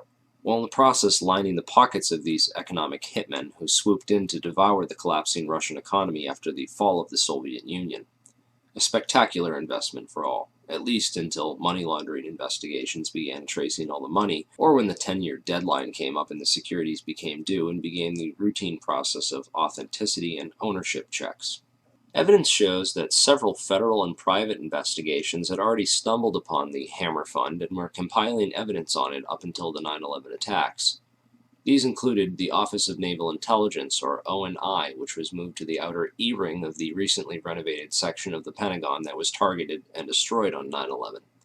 According to E.P. Heidner, the ONI had been investigating crimes associated with the plundering of Russia. 39 out of the 40 people who worked in those offices were killed on 9/11, including the entire chain of command. The Pentagon's financial accounting offices in that same wing were also an obvious target, as were the passengers on board Flight 77, many of whom coincidentally held top-secret clearances and were connected with Pentagon black operations. Agents of the Office of Naval Intelligence had also been investigating financial transactions which were linked to securities being managed by those securities dealers in the World Trade Center that were also targeted. 31% of the 125 fatalities in the Pentagon were from the Naval Command Center that housed the Office of Naval Intelligence. 41% of the fatalities in the Twin Towers came from two companies that managed U.S. government securities, Cantor Fitzgerald and Eurobrokers.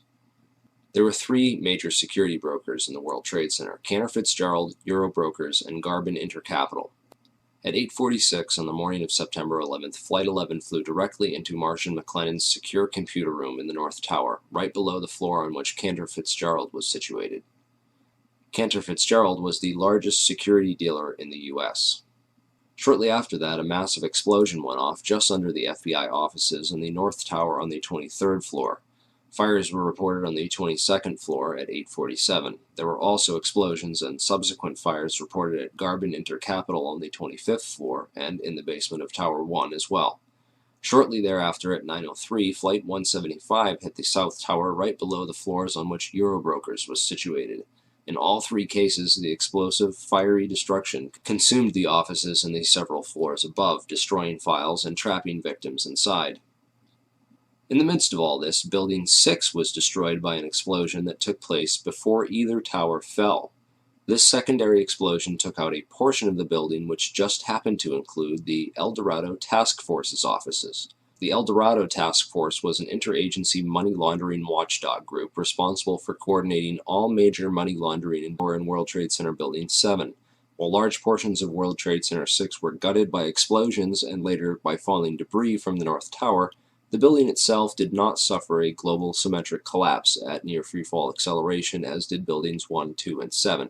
FEMA photographer and 9/11 whistleblower Kurt Sonnenfeld took some interesting pictures of the U.S. Customs vault in the basement of World Trade Center 6, which was found completely empty and left with the door wide open.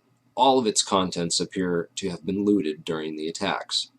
There is also evidence that gold was being looted from the vaults beneath World Trade Center 4. There were several early reports of a 10-wheel truck packed with stolen bullion caught fleeing World Trade Center 5 when the vehicle had become stuck on a collapsed ceiling brace, forcing the driver to flee the scene.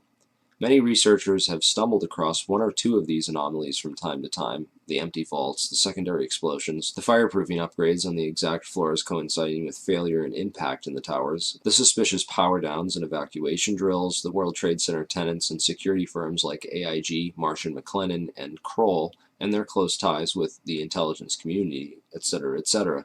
These anomalies are not unrelated, but nevertheless became lost inside the chaos of that September morn, the aftermath, and subsequent cover-ups. Okay, so what does all this mean? Overall, a critical mass of brokers from the major government security brokerages in the Twin Towers had to be eliminated to create chaos in the government securities market. A situation needed to be created wherein $240 billion of covert securities could be electronically cleared without anyone asking questions, which happened when the Federal Reserve declared an emergency and invoked its emergency powers that very afternoon. On September 14th, the Securities and Exchange Commission declared a national emergency and for the first time in U.S. history invoked its emergency powers under the Securities Exchange Act Section 12K and eased regulatory restrictions for clearing and settling security trades for the next 15 days. These changes would have allowed the estimated $240 billion in covert government securities to be cleared upon maturity without the standard regulatory controls around identification of ownership. The towers needed to be demolished to create a big enough mess that the illicit activities taking place behind the scenes that morning could be hidden in the confusion of that day. Okay, now let's talk a little bit about who did it and how. 9/11 whistleblower Richard Andrew Grove was a software salesperson for a company called Silverstream. Silverstream's technology was on the cutting edge of Internet solutions, offering software to web-enable the critical business functions of Fortune 500 companies, basically integrating and making available on the web the disparate legacy applications and mainframes while simultaneously streamlining workflow and traditional paper processes, with an end result being a lower cost of operation and more efficient transactions. Silverstream had built Internet transactional and trading platforms for Merrill Lynch, Deutsche Bank, Bankers Trust, Alex Brown, and Morgan Stanley, to name a few. Leading up to 9/11, Silverstream was designing specialized accounting software for a major client, Marsh & McLennan. Marsh is the world's largest insurance brokerage and was located right below Cantor Fitzgerald in the North Tower. Approximately 295 Marsh employees were murdered that morning, along with other innocent victims and employees who either knew too much or too little about their chosen work environment. But most importantly, Silverstream provided a specific type of connectivity that was used to link AIG and Marsh & McLennan, the first two commercial companies on the planet to employ this type of transaction. What then were Marsh and AIG doing, and why did they need to leverage technologies that no other commercial entity on the face of the earth needed to use to conduct business? The recovered hard drives from the World Trade Center, combined with Richard Grove's testimony, give us some intriguing clues. Grove discovered that Silverstream was overbilling Marsh to the tune of $7 million extra for fictitious and unneeded hardware. He also became aware of an exploitable flaw in the accounting software that had been sold to a variety of Marsh's clients and partners. When he brought this up to his superiors at Silverstream and others at Marsh, he was told to keep quiet and not to worry about it. But other friends of his at Marsh were also getting concerned and began documenting what was going on and raising concerns within the company. A member of Marsh, who Grove did not name, would participate via teleconference from the safety of his home, while Marsh employees and potential whistleblowers, Gary Lasko, Catherine Lee, Ken Rice, Richard Breuhardt, and John Oltzhofer, would die in the meeting room in the North Tower with all their evidence when American Airlines Flight 11 would impact that very section of the building. Richard Grove fortunately got stuck in traffic that morning and didn't make it. Computer hard drives recovered from the World Trade Center show a spike in suspicious transfers that took place within the World Trade Center as the 9/11 attacks were unfolding. Richard Grove is convinced that these suspicious money transfers were performed electronically using Silverstream software, and that the overbilling of Marsh was hush money for the operations.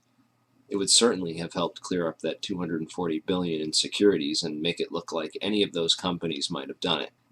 The recovered hard drives and financial transactions from 9/11 all show clear evidence that something was going on that morning.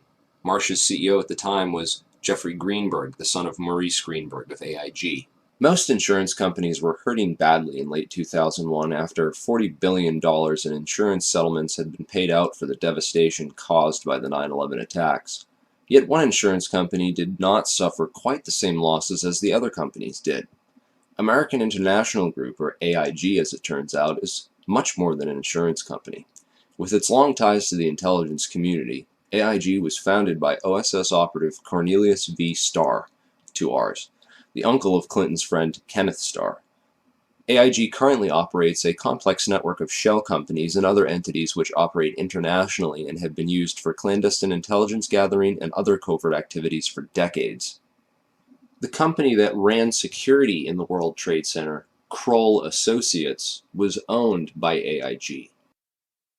The CEO of AIG on 9/11 was a guy named Maurice Greenberg, who was actually nominated for the position of Director of Central Intelligence after he authored a report for the Council on Foreign Relations, of which he's a high-ranking member, where he advocated that FBI and Drug Enforcement Agency agents operating abroad should not be allowed to act independently of either the ambassador or the CIA, lest pursuit of evidence or individuals for prosecution cause major foreign policy problems or complicate ongoing intelligence and diplomatic activities. Of course, this type of policy is essentially a continuation of things like Executive Order 12333 and the CIA-assisted Contra cocaine trafficking that went on as an immediate result. These backdoor agreements opened the floodgates for government drug money laundering and narco-trafficking. Former LAPD narcotics detective turned whistleblower Michael Rupert has written a series of excellent articles documenting AIG's involvement in drug money laundering, undoubtedly revealing yet another motive for the invasion of Afghanistan, a country which currently produces over 90% of the world's heroin supply. Drugs are arguably the most profitable commodity on the entire international market, and drug money was undoubtedly a motive behind the invasion of Afghanistan and consequently the 9/11 attacks. While companies like AIG launder the drug money for big banks, the actual drug production and trafficking can be traced back to the same Iran-Contra affiliates like Richard Armitage and Frank Carlucci. Unfortunately, that rabbit hole is a bit too deep and off-topic to get into here. I will mention that DynCorp was heavily involved, as well as Stewart Air Force Base in upstate New York, where the two flights out of Boston crossed paths simultaneously and shut off their transponders before making their way to the Twin Towers. Many researchers believe that the MENA operation was moved to Stewart Air Force Base after Barry Seal got whacked. Richard Armitage was the Deputy Secretary of State on 9/11, and according to whistleblower Michael Springman, he was the man responsible for granting visas to 15 out of 19 of the 9/11 hijackers, allowing them to enter the U.S. and pursue flight training. Frank Carlucci is the chairman of the Carlyle Group and was in Washington, D.C. on 9/11, having just met with George H.W. Bush and the brother of Osama bin Laden on Carlyle Group business. Frank Carlucci was also the chairman of BDM International, a company that served as a front for State Department black operations. Frank Carlucci's employees at BDM International left to take charge of Stratesec, the World Trade Center and airport security firm. Corporate Operating Officer Barry W. McDaniel, an ex-military expert in logistics and materials distribution, and CEO Wirt Dexter Walker III, who is a distant Bush cousin from the Herbert Walker line, with an extensive history of managing CIA front companies. Marvin Bush, the president's brother, was also a board member at Stratesec. Although Stratesec maintained contracts for security upgrades which were set to expire on September 11, 2001, they were not the company officially charged with World Trade Center security. This role was assigned to a risk management firm called Kroll Associates. In unusual option market activity in the terrorist attacks of September 11, 2001, University of Chicago professor Alan Potishman concluded, examination of the option trading leading up to September 11th reveals that there was an unusually high level of put buying. This finding is consistent with informed investors having traded options in advance of the attacks. In detecting abnormal trading activities in option markets, researchers at the University of Zurich used econometric methods to confirm unusual put option activity on the stocks of key airlines, banks, and reinsurers in the weeks prior to 9/11. And in was there abnormal trading in the S&P 500 index options prior to the September 11th attacks? A team of researchers concluded that abnormal activity in the S&P index options market around the time of the attack is consistent with insiders anticipating the 9/11 attacks. The only question, then, is who was profiting from these trades, and why was no one ever indicted for their participation in them? One lead is pursued by researcher and author Kevin Ryan. In Evidence for Informed Trading on the Attacks of September 11th, he examines an FBI briefing document from 2003 that was declassified in 2009. It describes the results of FBI investigations into two of the pre-9/11 trades that the Bureau had identified as suspicious, including the purchase of 56,000 shares of Stratesec in the days prior to 9/11. Stratesec provided security systems to airports, including, ironically, Dulles Airport, as well as the World Trade Center and United Airlines, and saw its share price almost double when the markets reopened on September 17, 2001. The trades traced back to a couple whose names are redacted from the memo, but are easily identifiable from the unredacted information. Mr. and Mrs. Wirt D. Walker III, a distant relative of the Bush family and business partner of Marvin Bush, the president's brother. The document notes that the pair were never even interviewed as part of the investigation because it had revealed no ties to terrorism or other negative information. In addition to begging the question, this characterization is provably false, as Ryan noted in a conversation with financial journalist Lars Schall. Wirt Dexter Walker at Strategic hired several people from a company called the Carlyle Group. And the Carlyle Group had bin Laden family members as investors.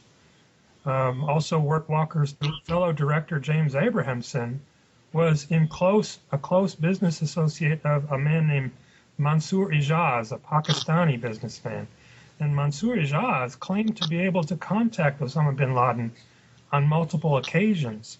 So there does seem to be some circumstantial evidence indicating that these people were connected to Al-Qaeda, at least to the point where we should investigate. And isn't it true that also some members of the bin Laden family were actually in Washington at a gathering of the Carlyle Group on 9/11? That's true. The Carlyle Group had a meeting at the Ritz-Carlton Hotel in Washington on September 11th, and present there were former President George H.W. Bush, James Baker, and the brother of Osama bin Laden. I believe his name was Salem. I can't recall his exact name, but they were there, investors from the bin Laden family, meeting with Carlyle Group representatives in Washington on September 11th. Was this why the FBI thought better of questioning Walker over his highly profitable purchase of Strategic shares right before 9/11? The CIA figures prominently in another line of investigation. One suspicious United Airlines put option purchase that was investigated by the FBI involved a 2,500 contract order for puts in the days before 9/11. Instead of processing the purchase through United Airlines Home Exchange, the Chicago Board of Options Exchange, the order was split into 500 contract chunks and run through 5 different options exchanges simultaneously. The unusual order was brokered by Deutsche Bank Alex Brown, a firm that until 1998 was chaired by A.B. Buzzy Krongard, a former consultant to CIA Director James Woolsey, who at the time of 9/11 was himself the executive director of the CIA. So right after the attacks of 9/11, the name Buzzy Krongard surfaced, and it was instant research that revealed that Buzzy Krongard had been allegedly recruited by CIA Director George Tenet to become the executive director at CIA, which is the number 3 position right before the attacks.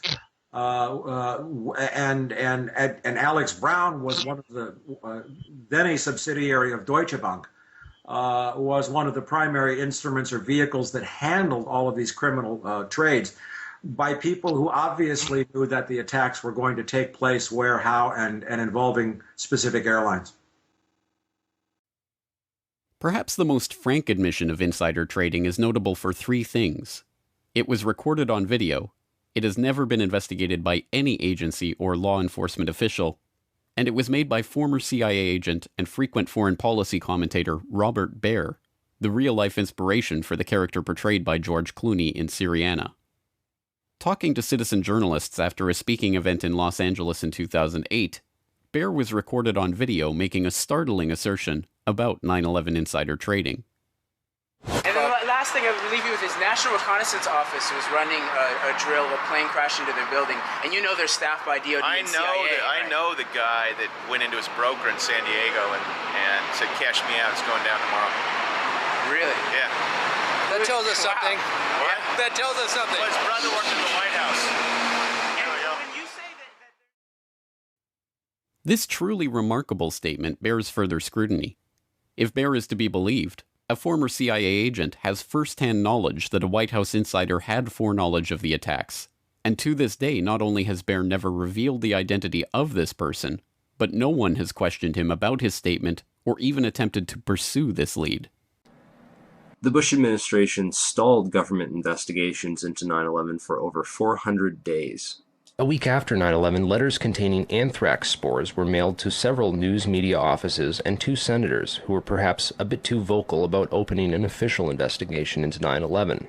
The anthrax used in the attacks was identified as an Ames strain, which means it had to have come from the U.S. Army Medical Research Institute of Infectious Diseases at Fort Detrick, Maryland. A member of that institute, Jerome Hauer, managed the National Institute of Health response to the anthrax attacks. Coincidentally, Hauer also warned the White House to start taking Cipro, an antibiotic which is effective against anthrax, a week before the attacks. Jerome Hauer also happened to be a managing director at Kroll Associates, which ran security at the World Trade Center up until the weekend before 9/11, when that role was personally handed off by Hauer to FBI agent John O'Neill, who would later die in the attacks, drawing strong suspicion that he was set up due to his knowledge of Al-Qaeda and the 9/11 hijackers, whom he was blocked from investigating while he was working at the FBI. In January 2002, President Bush personally asked Senate Majority Leader Tom Daschle to limit the congressional investigation into the events of September 11th.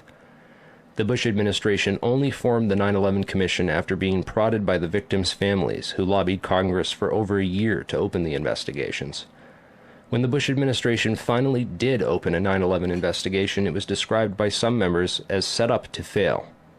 The President has said only a minority of the Commission can see a minority of the documents, and then they have to clear what they're going to say to the rest of the Commission with the White House. If you're one of those 4 that gets to see these documents, would that change your opinion? No. They don't want any more eyeballs to see their documents than they can possibly get away with.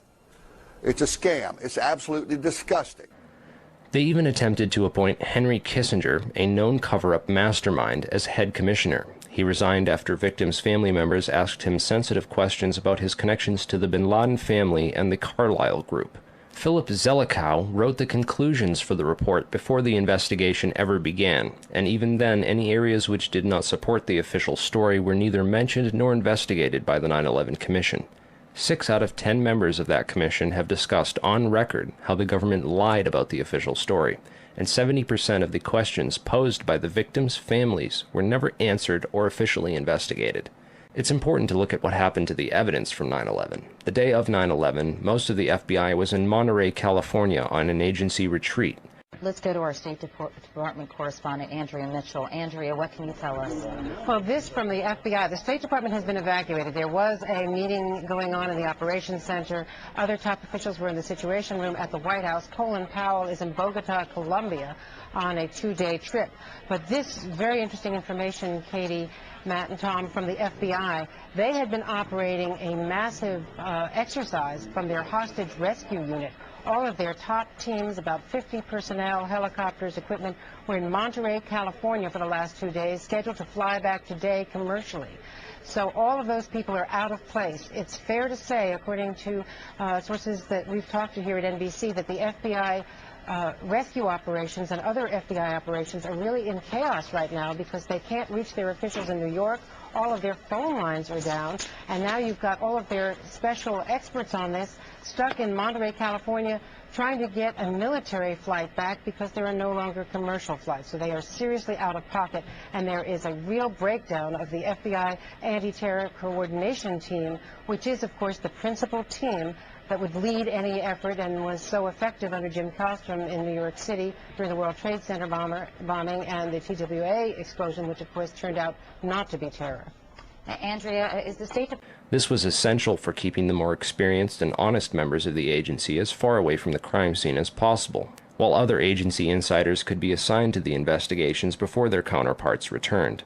Federal authorities such as FEMA and the CIA took immediate control over the crime scene and began whisking away evidence that very same night. Turner Construction, one of the primary contractors at Ground Zero, occupied the 38th floor of the North Tower and was involved in performing the fireproofing upgrades inside the towers. It has been noted that these upgrades were completed in the 3 years before 9/11 on floors that match up almost identically to the floors of impact and failure on 9/11. Once the cleanup was fully coordinated, the operations were consolidated under the control of 2 primary contractors, AMEC Construction Management and Bovis Lend-Lease. These are the 2 companies that were originally assigned to the areas of Ground Zero that included the North Tower, AMEC, and the South Tower, Bovis. A truly surprising fact is that at the time of the attacks on 9/11, AMEC had just completed a $258 million refurbishment of Wedge 1 of the Pentagon, which is exactly where American Airlines Flight 77 impacted that building. Arguments over the size of the hole of the Pentagon and whether it was a plane or a missile are, in my opinion, a convenient distraction from the much bigger picture of why that section of the building was targeted and by whom. On September 10, 2001, Secretary of Defense Donald Rumsfeld announced that $2.3 trillion in unadjusted funds were missing from the Pentagon budget.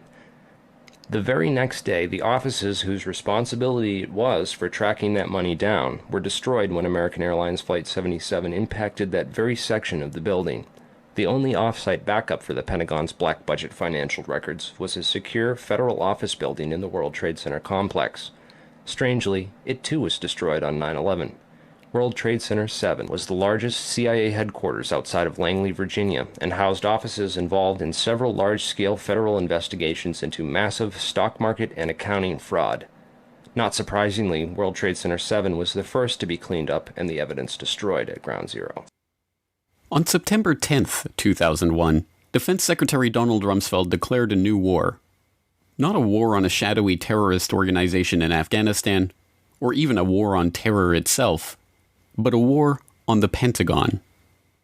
The adversary is closer to home. It's the Pentagon bureaucracy.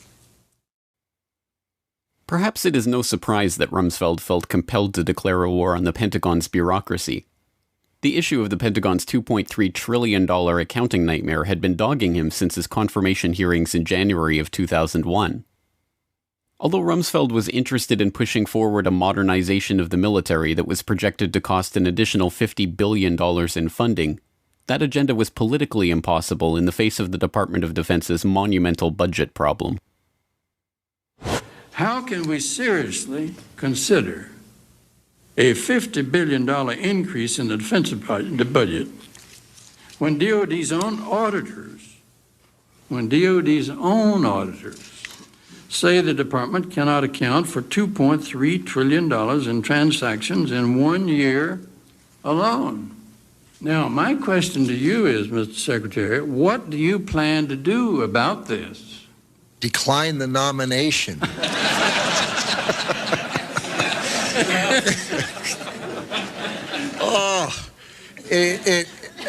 Senator, I have heard... I don't want to see you do that. We'll stand adjourned in that. Senator, I have heard some of that and read some of that, that the department is not capable of auditing its books. It is... I was going to say terrifying. Terrifying only begins to describe the problem. The Department of Defense's own Inspector General report for fiscal year 1999 noted that the Defense Finance and Accounting Service had processed $7.6 trillion of department-level accounting entries in that year. Of that amount, only $3.5 trillion could be properly accounted for. $2.3 trillion in transactions were fudged to make entries balance, run through without proper documentation, or made up entirely. The Inspector General's office did not even examine the other $1.8 trillion in transactions because they did not have adequate time or staff to review them. In 2002, one DFAS accountant blew the whistle on the problem and the cover-up that was underway to stop investigators from finding out where the money went. According to some estimates, we cannot track $2.3 trillion in transactions. $2.3 trillion with a T.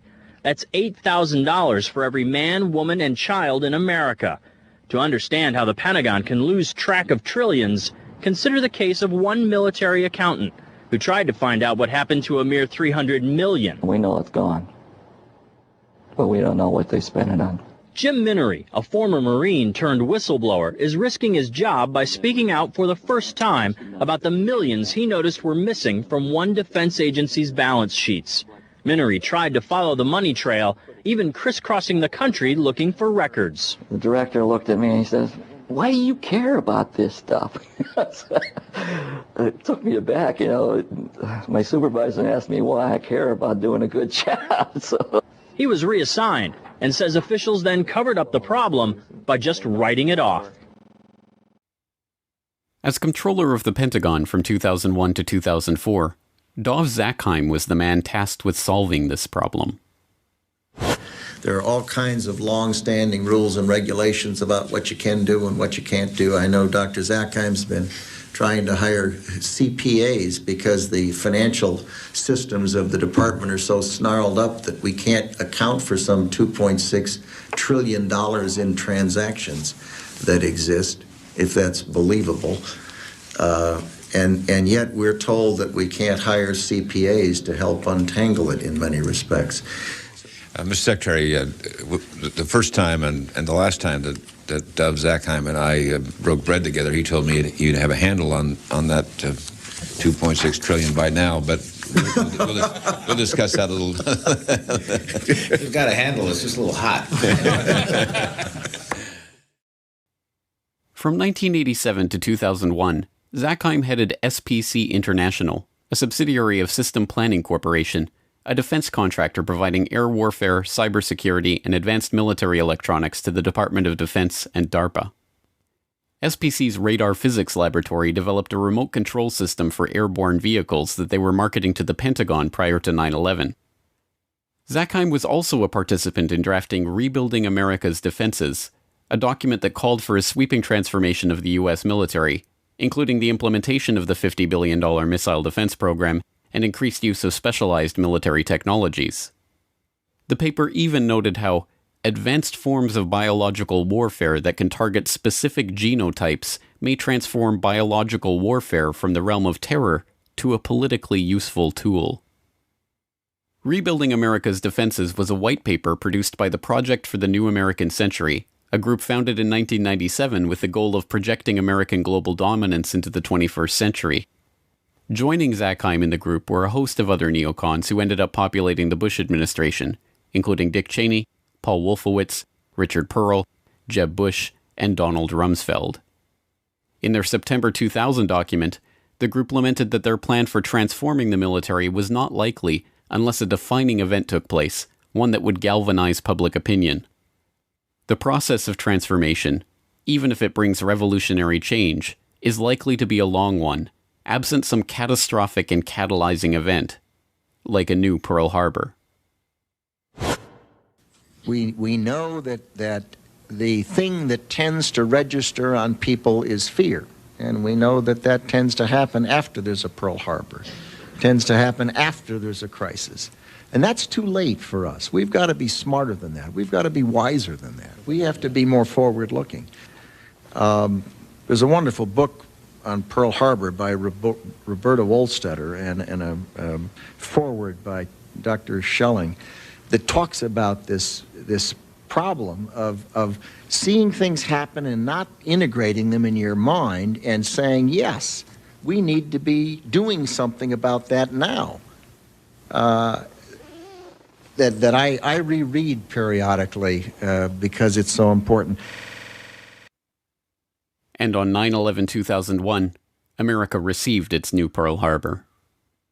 The attack on the Pentagon struck Wedge 1 on the west side of the building. An office of the U.S. Army called Resource Services Washington had just moved back into Wedge 1 after renovations had taken place there. The office was staffed with 45 accountants, bookkeepers, and budget analysts. 34 of them were killed in the attack. A 2002 follow-up report from the DoD Inspector General on the missing trillions noted that a further $1.1 trillion in made-up accounting entries were processed by the Pentagon in fiscal year 2000, but they did not even attempt to quantify the missing funds for 2001. The Secretary of the Army, Thomas White, later explained they were unable to produce a financial report for 2001 at all, due to the loss of financial management personnel sustained during the September 11th terrorist attack. Before becoming Secretary of the Army, Thomas White was a senior executive at Enron. Enron was one of the largest energy companies in the world, posting a $111 billion profit in 2000, before being exposed as an elaborate corporate accounting fraud in 2001. The SEC, which investigated the Enron scandal, occupied the 11th to 13th floors in World Trade Center Building 7, and their offices were destroyed on 9/11, destroying 3,000 to 4,000 documents on active investigations in the process. Perhaps unsurprisingly, Rumsfeld's war on the Pentagon's bureaucracy did not yield the results he promised. By 2013, the unaccountable money in the Pentagon's coffers had reached $8.5 trillion. The latest scandal to hit Washington comes from a report revealing the Pentagon misplaced $8.5 trillion. Military leaders have also been found ordering subordinates to doctor books to hide the missing money. This is the conclusion of a special report by Reuters. One former Pentagon employee, Linda Woodford, said she spent 15 years there falsifying financial records. Woodford had a job checking Navy accounting records against figures supplied by the Treasury Department. She said money was missing from the report every month. Okay, so all of the above could easily be a coincidence that just seems like there is more to the story. But Building 7 is where things get very mysterious. Building 7 was positioned on the same site as the Twin Towers, and on 9/11, after the towers had fallen, Building 7 unexpectedly collapsed 7.5 hours later.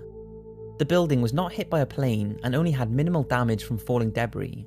It did, however, have a fire inside the building, and this is what the official statement said brought this building down. But on the day of the attack, something else strange happened. A BBC News correspondent reported the collapse of World Trade Center 7 20 minutes before it happened. Now, more on the latest building collapse in New York. You might have heard a few moments ago I was talking about the Salomon Brothers building collapsing. Jane Stanley. Jane, what more can you tell us about the Salomon Brothers building and its collapse? Well, only really what you already know. Details are very, very sketchy. As you can see behind me, the Trade Center appears to be still burning. We see these huge clouds of smoke and ash, and we know that behind that there's an empty piece of what was a very familiar New York skyline, a symbol of the financial prosperity of this city, but completely disappeared now, and New York is still unable to take on board what has happened to them today. Now, it's not sure if this was just a mess up with communication, which is understandable with all the chaos going on, or that its destruction was planned ahead of time and they messed up the schedule. But then an interview of Larry Silverstein was released in 2002 of him saying we decided to pull Building 7. This isn't a theory, this isn't just word of mouth or speculation, this is an actual video of Larry, the owner of the World Trade Centers, saying that firefighters decided to pull Building 7. I remember getting a call from the fire department commander telling me that they were not sure they were going to be able to contain the fire. And I said, you know, we've had such terrible loss of life. Maybe the smartest thing to do is pull it. And they made that decision to pull, and then we watched the building collapse.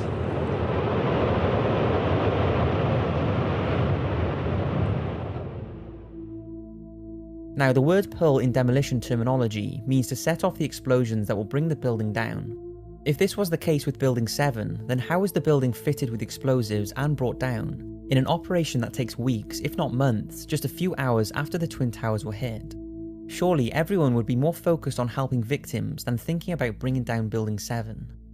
Now, the official 9/11 Commission states that Building 7 was damaged from falling debris and came down due to fire weakening just one column. If this is true, then what is Larry talking about? And I said, you know, we've had such terrible loss of life. Maybe the smartest thing to do is pull it. And they made that decision to pull, and then we watched the building collapse. But this isn't the only conspiracy surrounding Larry Silverstein. On July 24th, just 2 months before the attack, he purchased a $3.2 billion 100-year lease on World Trade Center 1 and 2, and took out insurance policies that covered from terrorism, which paid him around $5 billion after the September attack. Naturally, he has been blamed as having insider information, and that is his reasoning to buy the buildings. After all, the World Trade Centers were filled with huge amounts of now illegal asbestos, and many say they were a bad buy. Granted, by 2001, half of the asbestos had been removed, but it's believed there would have been 3 options that would eventually had to have been made as the buildings continued to get outdated. The asbestos would have had to be removed and replaced, either while the towers were occupied or not. Both would have cost millions and millions of dollars. Or the towers could slowly be dismantled and new towers could be built. This is estimated to have cost an unknown amount, far more than the towers were worth.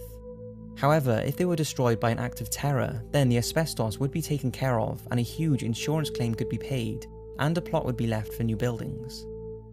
Larry was also suspiciously not in on the day of the attack, despite being there almost every morning on the run-up to September the 11th. This all sounds very suspicious, but before you blame Larry, when you dig deeper, you will find out that he only got the lease on the World Trade Centers as the original bidder pulled out last minute, and there were over 30 people trying to obtain the building, any of which had just as good a chance as he did. Now we heard rumblings, things that the fire department was saying that they were overhearing Larry Silverstein talking to his insurance company of whether or not he should have the building pulled. In your professional opinion, was the building pulled? Well, let me say this. In the New York City Fire Department, as I said, I had 32 years there. I was a chauffeur, and I was also a trained fire marshal. A fire marshal is considered an expert witness in court. He's like a forensic detective. He has the power to administer the oath, take testimony, and issue a subpoena. That's a lot of power. And he's a highly trained investigative person in his area of expertise in arson.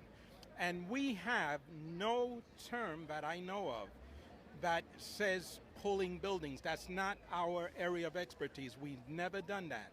We don't do that. So for him to say that, I don't know where he pulled that out of, but it's just not part of our operations, okay? Right, so the fire department doesn't have the training to pull a building, to demo a building like that.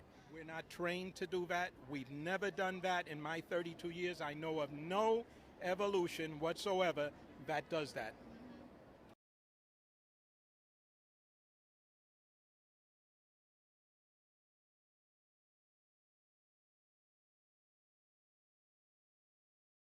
I came to find out that construction of the World Trade Center Twin Towers commenced in 1966. And there are many researchers that believe these towers were specifically constructed with the intent of them being brought down in that massive dark occult ritual that was 9/11, 35 years later. We have another link there between 1966 and 2001. I think you'll agree in that 9/11/2001 was one of the most Hollywood-esque, larger-than-life events that played out on all of our TV screens across the whole world. It's something that we'll never forget. I think most of us can even remember where we were when we found out about what happened and what was going on. I'm sure it doesn't surprise most that are in the truth-seeking community in this time that 9/11 was a satanic ritual.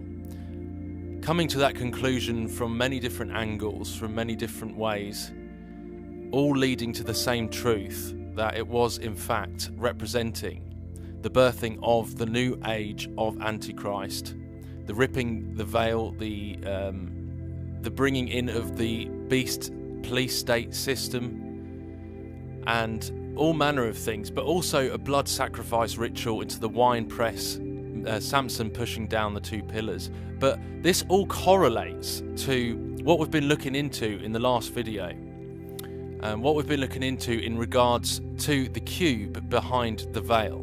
It all links in together, and in this video we're going to have a look again through Solomon's temple, Herod's temple, how this all correlates to Jesus Christ when he died and rose again, and the veil was ripped in that temple to reveal the cornerstone that was behind the veil.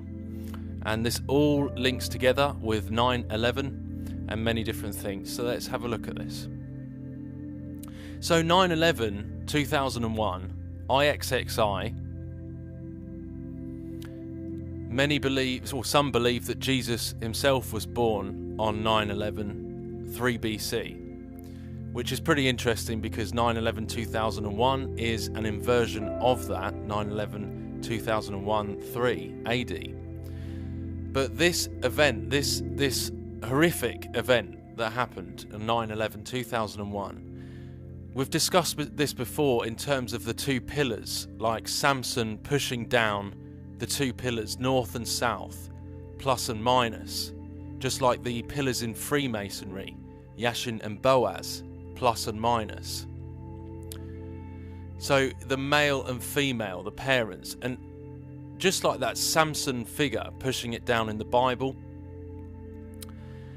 And then you've got the child here which in terms of what we're looking at the moment, as I say, there's many different ways of understanding the nature of this satanic ritual, because there's many different paths and roads that lead to the same conclusion.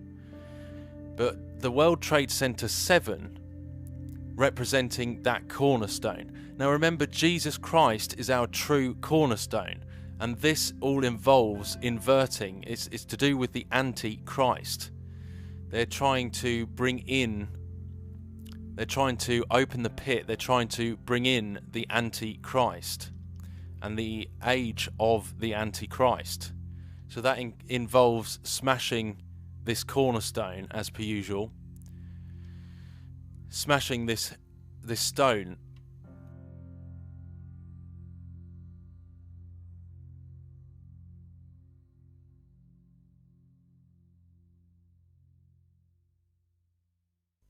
So just to put it very simply, this is exactly what we're looking at when we look at that.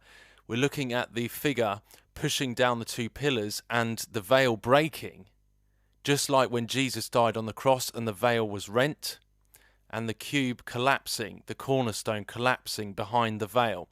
Now, G is the 7th letter of the alphabet. So that is exactly what that's representing there, including the generative principle. But you see how when these pillars come down, collapsing the cube, the cornerstone, G equals 7, building 7, and then rebuilding into a new tower, which would be the transfigured third temple, but of the material world. Because when Jesus Christ defeated the curse, ripped the veil, and defeated death and sin, which is, we'll go into in another video how we see the truth of the gospel through this. He rose again in the true third temple. Jesus Christ is the temple of the living God. He rose again out of the curse of sin and death. The grave could not hold him, and he rose again and became our true third temple. And when we're in the body of Christ, we are safe in our Father's hands. So that G, as we looked before, the Tesseract, the GameCube, is to do with portal. Remember, ripping the fabric of time and space. And it's all represented, as I've shown before, here and here again, the two towers with that G in the centre, bringing in Lucifer, opening the window. And 9/11 being a sacrifice into the wine press, level 7 in the womb, the wine press. And the blood of the innocent, as they always do in these satanic rituals, into the winepress. So essentially we're looking at this figure here, Samael, Samson, son of Samael, son of Satan, pushing down these two pillars. You see, this is the Freemasonic G, the square and the compass that he's standing in between and pushing down the two pillars. And of course, building 7 was collapsed. So he was, you remember the story of Samson, when he pushed down the pillars, he was killed. So that would be the same kind of allegory there, the bringing down that and rising into a new tower, rising into a new transfigured tower, the One World Trade Center. And this is what it's all about. IXXI. IXXI is 9/11 in Roman numerals. And look what is in the center of IXXI. It's a hexagon, which is a 3-dimensional cube. And that's what it was all about. It was a direct inversion of when Jesus Christ died on the cross and the veil was rent. This is exactly an inversion. See,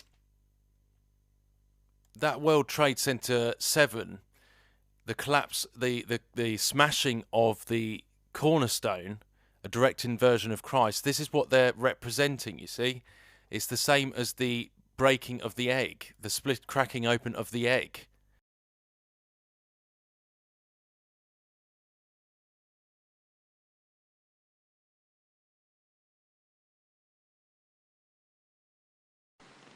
(9/11/2001), the day that changed everything.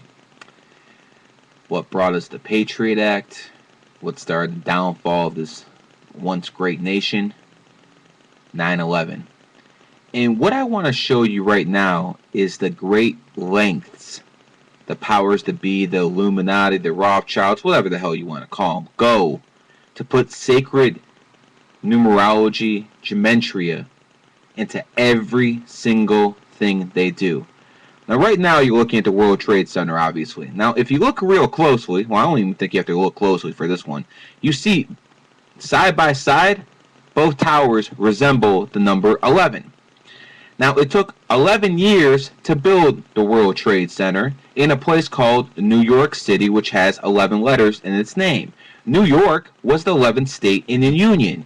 Now, if you look at the towers again, they both have 110 stories. Again, take out the zeros. 1, 1. Again, you have 11. So what I'm trying to point out here is this is not a coincidence, and if you believe so, well, let's see if I can change your mind a little bit. Let's go to my website here a little bit, GaryTheNumbersGuy.net. Just Google my name. And what I'm going to show you is September 11th happened on the 11th. September 11th was the 254th day of the year. 254 equal 11. The first plane that hit the World Trade Center was Flight 11. Building 7 that fell had 47 stories. Again, 4 and 7, 11. Now, the day America retaliated for the supposed story about what happened on 9/11, if you're going to believe the government conspiracy, we attacked Afghanistan, a nation again with 11 letters, on 10/7/2001. Take out the zeros, 1721. Again, you have an 11. Now, not only was the World Trade Center hit on 9/11, so was the Pentagon, 11 letters. And by the way, the Pentagon, ground broke on the Pentagon, 9/11. 1941, 60 years to the day. Now let's look at the words in 9/11. Now I already talked about New York City, Afghanistan, the Pentagon, Air Force One. How about Shanksville? Do you remember where the other jet crashed? Shanksville, 11 letters. Now what I want to do is go throughout history and show you how the number 11 always seems to pop up. Let's look at this. 3/11, 2004, the Madrid trade bombing, Europe's 9/11, where exactly 191 people died. 191/11. Japan, exactly 7 years later, one of the biggest earthquakes since in human history, a huge tsunami, and a nuclear disaster that we still don't know what's going to happen, what the end result is, happened on 3/11. And what I find curious about this one is the first tsunami waves hit Japan at exactly 3/11 Japanese time. Yeah, check that one out. Now, let's go throughout history and see what else has happened. Did you know Muhammad led the Islamic army to conquer Mecca on 1/11? 630? I mean, it really doesn't matter where you're going with this, or if you go to modern day in history, what's the country that's causing a lot of trouble right now in the Middle East? Iran. And they became an Islamic Republic on 2/11, 1979. Now, folks, what I'm trying to tell you here is this is not a coincidence that they will take the time to build something of that magnitude, make sure everything aligned perfectly so they could do what they needed to do on that fateful day.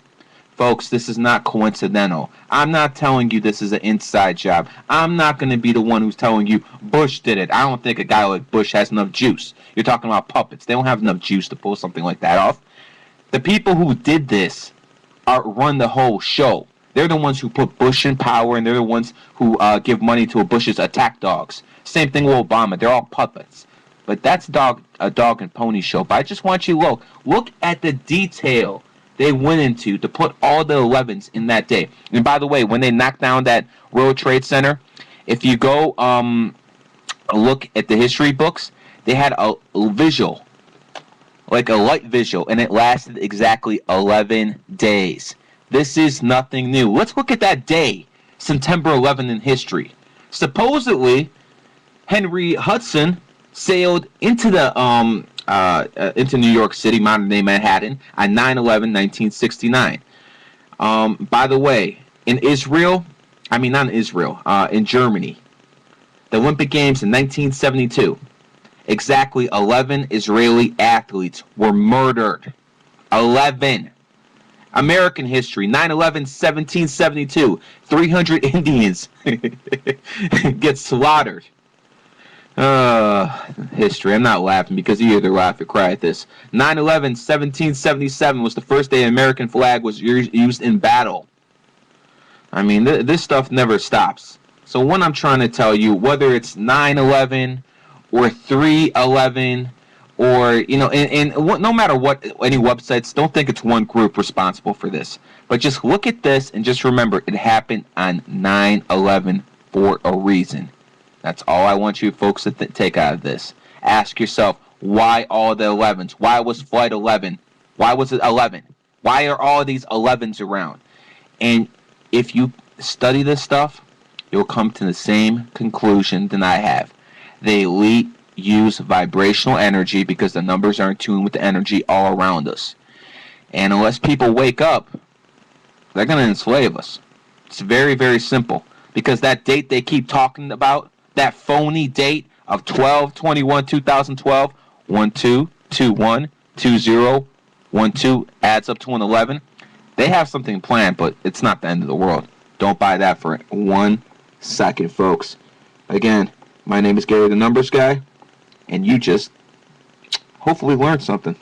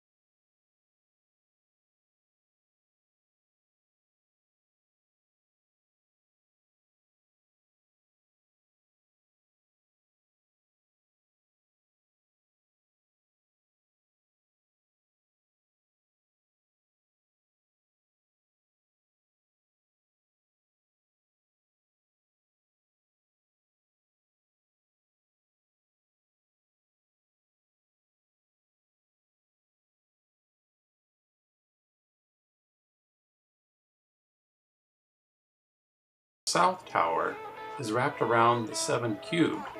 It is 9 cubed. Number 9, number 9, number 9.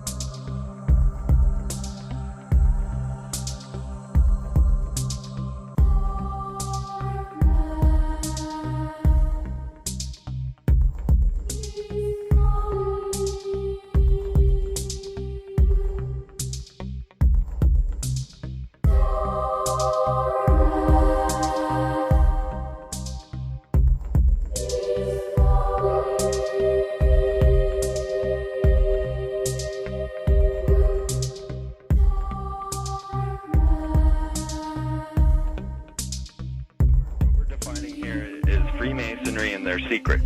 And their secrets all lie within Kabbalism. Now, Kabbalism is an ancient Hebrew mysticism, and it has been actually passed down from the Egyptians and probably back to Atlantis, but we have it at least from the Egyptians through the Hebrews and up till the Freemasons. And it is admitted 70 times in Morals and Dogma by Albert Pike that Freemasonry is Kabbalism. So as we start to look into the numerology, what we're looking at is a tree of life. And this is something that the magicians use, and what I believe to be a map of the extra dimension. So as you're looking into this map, there are 10 spots on it, and they are called the Sephiroth. And within these Sephiroth, you have your Trinity at the top. So this is the all, the one, looking at itself and creating a reflection. It's the 1, 2, 3, and that's why 1, 2, and 3 are all still 1. And then 4 is the first emanation into reality. And then we come down where 6 becomes Jesus. And as we're looking at this numerology, you go up from the bottom up to the top. You have 10 points, 10 being God, 10 being the hermaphroditic symbol, 1 and 0. And you're going to find these constant hermaphroditic symbols, Hermes and Aphrodite. You'll constantly find these everywhere. That's what the target sun sign is. It's the hermaphroditic symbol. That's what the compass and square is. They're sexual symbols. The point within the circle is a hermaphroditic symbol. So as you come up to 10, that is their God. That is 10. That is the hermaphrodite. But if you stop at 9 and you skip to 11, skipping God, then you are a Luciferian. Because 11 is the number of the magician. It's the one step above. Once you have accomplished the tree of life, you are now the magician. You are one above 10. But they're doing it by skipping God.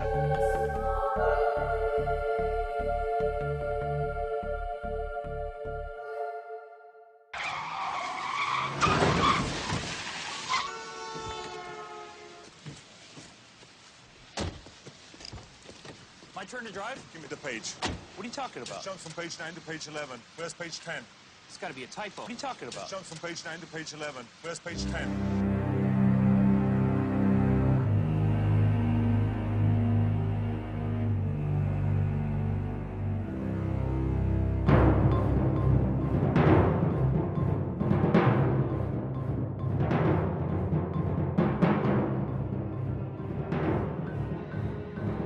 My name is Glenn Moore, and I'm the director of Jubilee Countdown Ministries. I have a website where I present my views on Bible prophecy, end-time events, and the current occult deception. It is called it'saboutThatTime.net. Now, we could talk about Bible prophecy or end-time events here, but for now I wish to focus on the occult agenda. Here I want to talk to you in more detail about the occult connection to 9/11. When the towers fell on 9/11, the towers were on fire from about 2/3 of the way from the bottom, and because of the smoke from the fires, people could be seen jumping from the towers. This theme is not new, but instead can be traced back to the occult. In tarot cards, which are derived from the occult, there is a card often labeled with the number 16, called the Tower. On that card, we find that the tower is often broken at the top and on fire. We also find people jumping from the tower to their certain deaths below. Again, this is not a new concept, but comes directly from the occult, just as the numbers 9 and 11 directly come from the occult.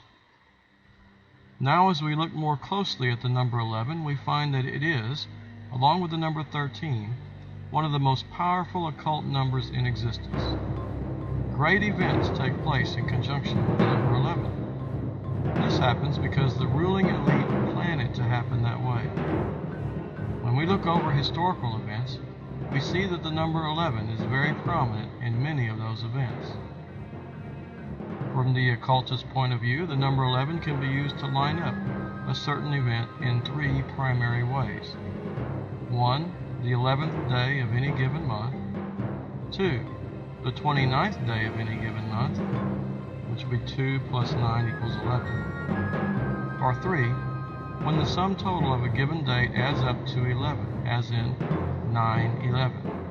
9 plus 1 plus 1 equals 11.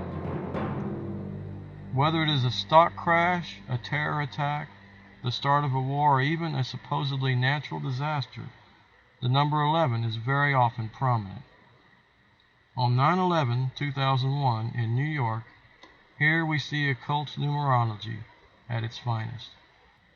When looking at the Twin Towers from a distance, they appear to be very similar to the number 11. Each building had 110 stories, which leaves 11 when the zeros are taken out. Both buildings together give the number 1111. September 11 is the 254th day of the year. 2 plus 5 plus 4 equals 11. As mentioned before, the date of the attack includes 11, not only with the day of the month, but with the addition of those often repeated numbers together. 9 plus 1 plus 1 equals 11. The first plane to hit the towers was Flight 11. The state of New York was the 11th state added to the Union. The third building to fall had 47 stories. 4 plus 7 equals 11. It took 11 years to build the World Trade Center. Groundbreaking and construction on the Pentagon took place on 9/11/1941.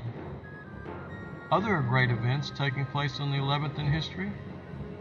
The train bombing in Madrid, Spain took place on 3/11/2004. The total number of deaths from that were 191. 1 plus 9 plus 1 equals 11.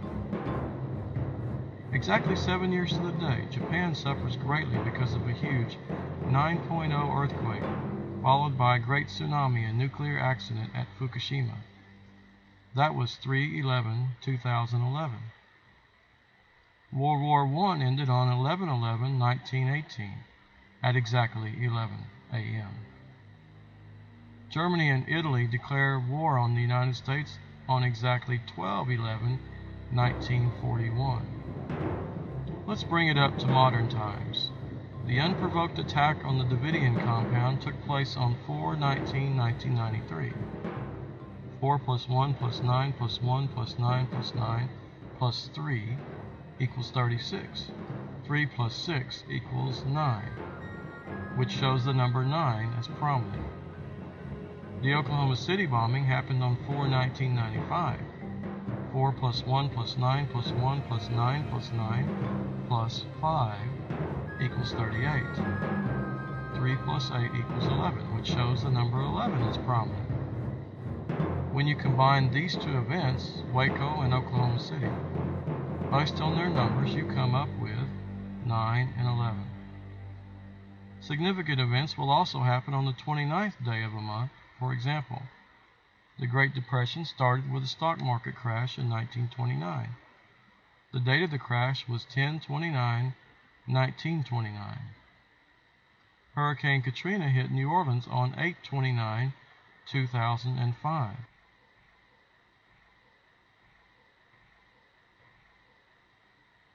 Just to let you know, I'm not an occultist or a numerologist. I'm actually a Bible researcher primarily, but my research extends into other areas including history, politics, and social activism. The reason that this is of interest to me is because in my quest to uncover the true causes of suffering in this world, I've come to realize that there is a conspiracy so huge, so pervasive, so subtle, and so evil that it is very difficult for people in general to take it all in and absorb it into their thinking process. The conspiracy is so huge that when the average person stands right in front of it, all they can see is a big toenail. They often fail to discern that a giant is towering over them, even when that giant starts dropping things on them. One of the reasons that people are unable to grab hold of these truths is that they naively believe that their leaders could not possibly be so evil as to kill their own people, especially the innocent.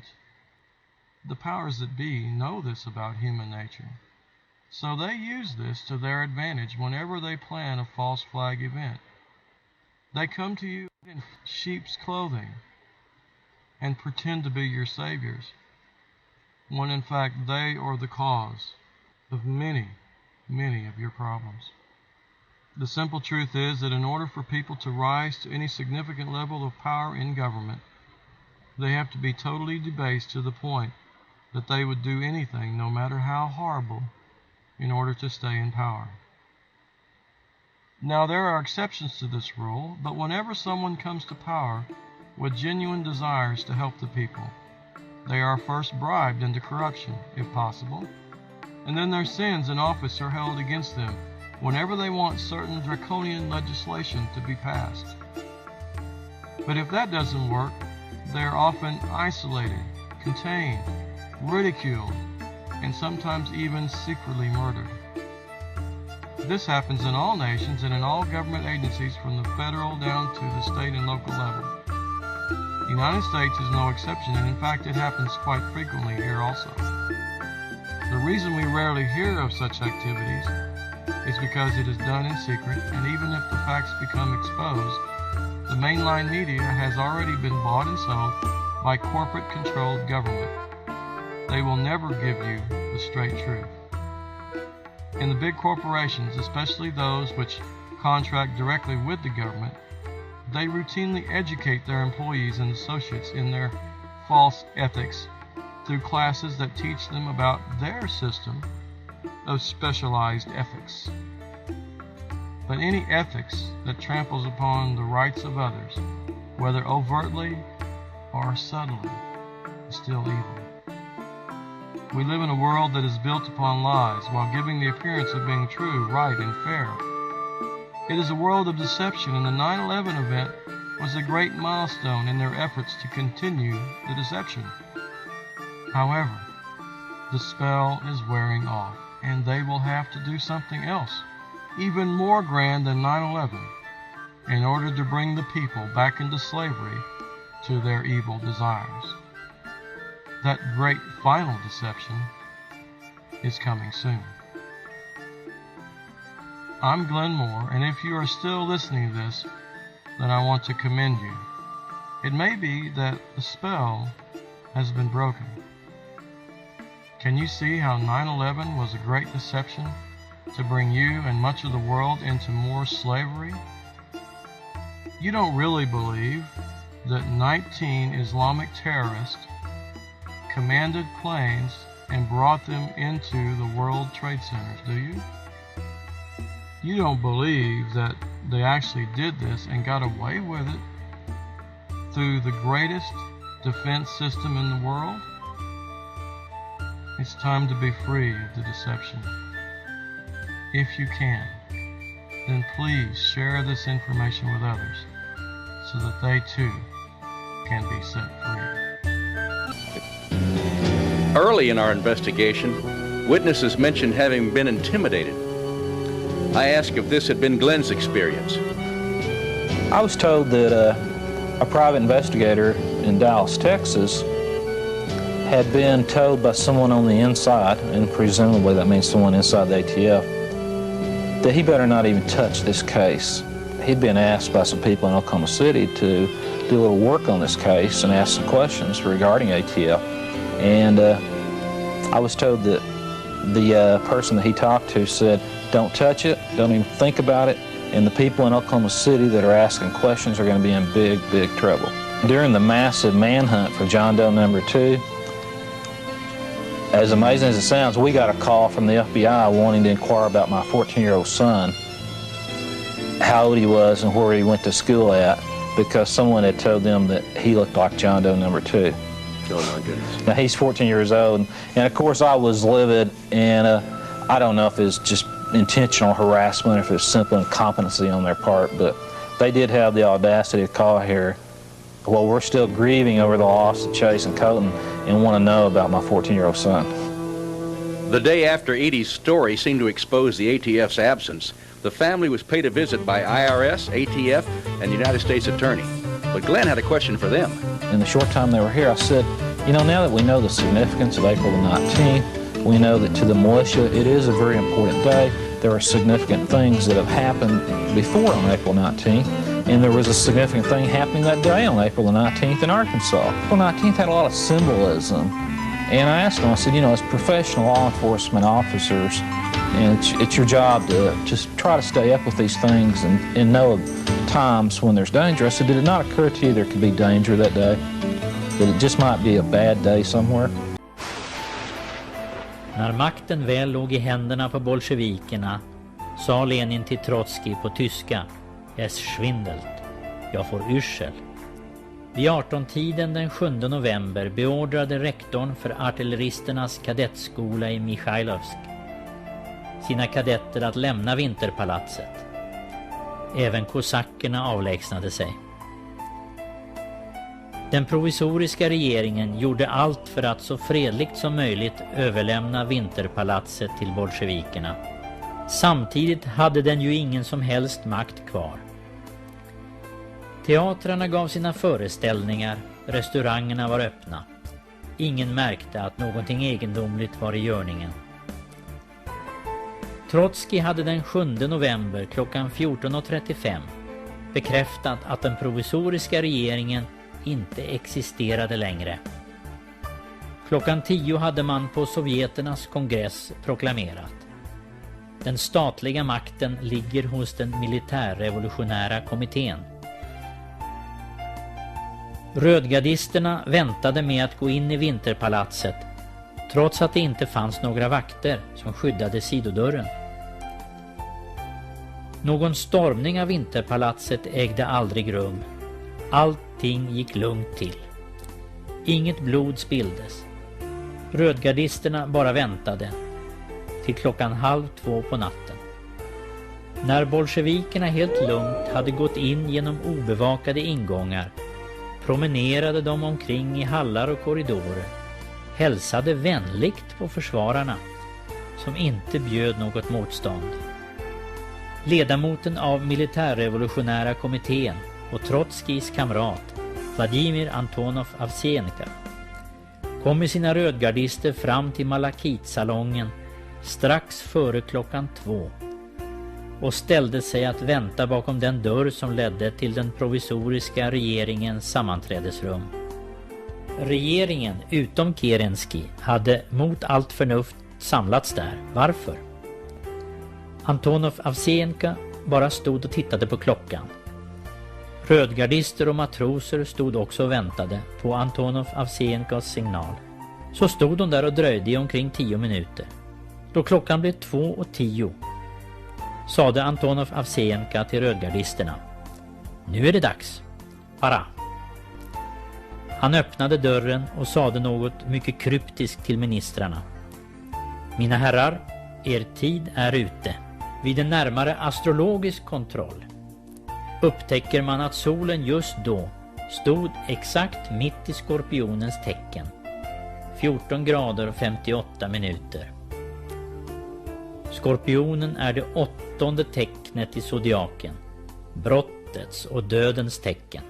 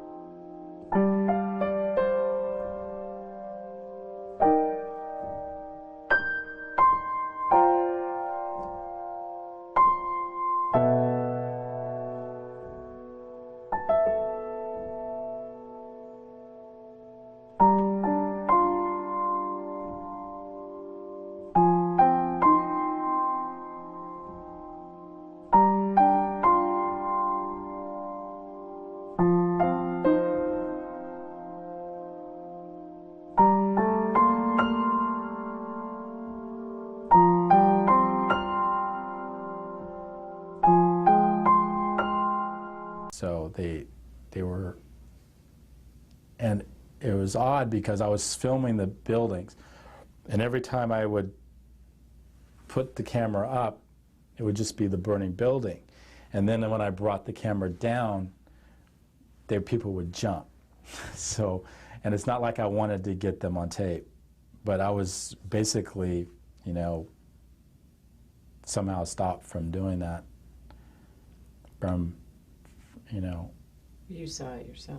I saw it, yeah, no, I saw a lot of people jumping from that front side, or from that east side, I should say. There was a hole in that tower. The one that I really remember is a woman. It had to be a woman because of her jacket. It was like a blue,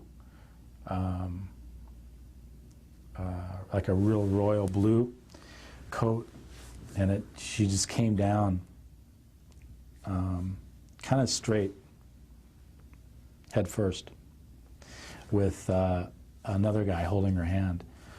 And That's the one that I can remember. She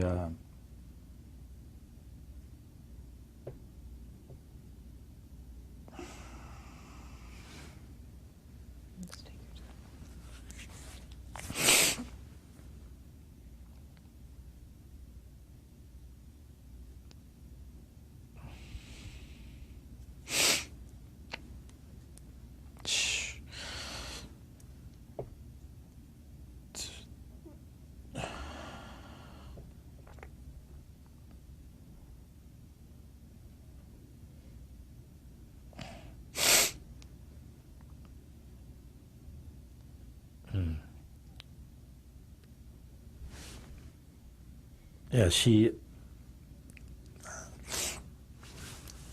they looked really, when they did come down though, I don't know, I just watched them. I just watched them come down.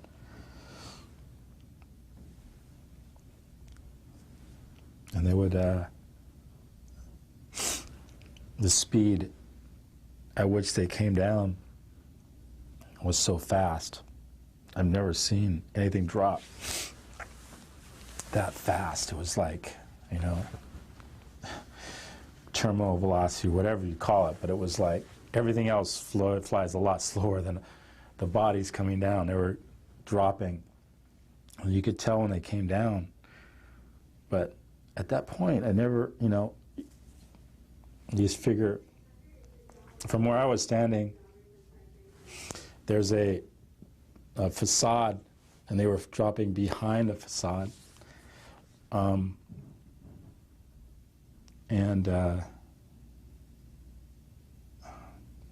know, they looked like they were at peace. They didn't look like, they weren't flailing, they weren't yelling, they weren't screaming.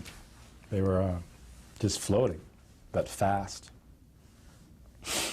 But that's the lady in that blue coat, her coat was so blue. She was holding that guy's hand. I don't know, and there was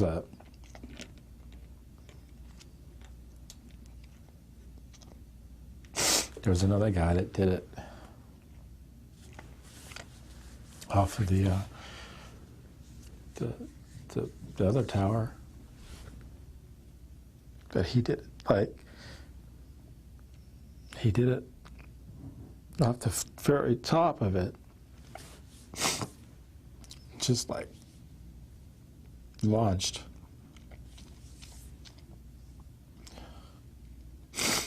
I couldn't believe it. He just like launched himself right off. Just full body. Like nothing even mattered, just did it.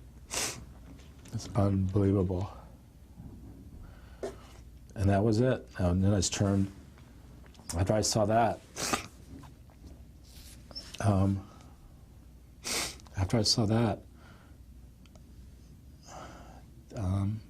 you know, I just kind of went home. Yeah. Watched many people jumping out of the buildings right before they came down. Splattering. Oh yeah. Could not believe it. People holding hands. 3 people at a time coming down. It was like something out of a movie. It was just something like saying, this can't be happening. And it was, and I was living it, and I was part of it. I was right in the center of it. Like, you know, just people just fucking falling. And you saw that? Yeah, that was devastating. Out of the buildings, out of the windows. Yeah.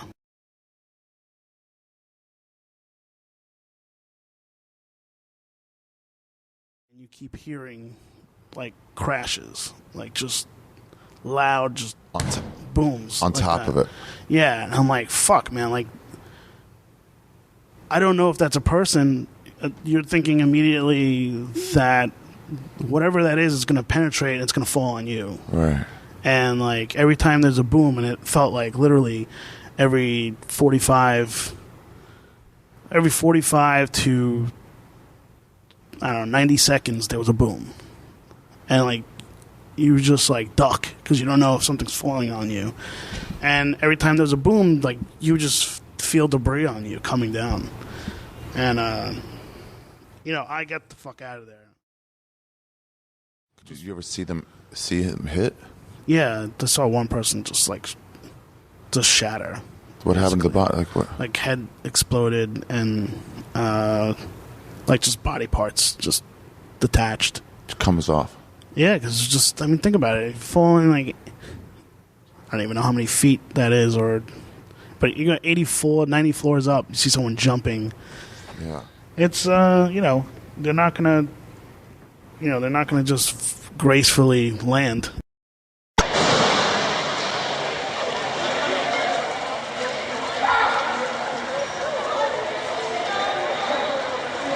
Most of the people in Tower 1 came out on the mezzanine above the lobby. Then they'd get out through another building. All right, I want to use the lobby of 7 as a triage. The chiefs didn't want anyone going through the lobby doors. First, it was because debris was falling outside. Then, it was people falling. You don't see it, but you know where it is. What's that? And you know that every time you hear that crashing sound, it's a life which is extinguished. It's not something you could get used to. And the sound was so loud.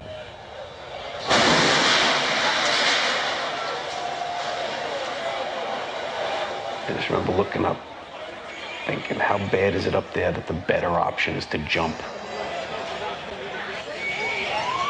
Roof, but found the access door locked. It's the windows and bodies lying upon each other.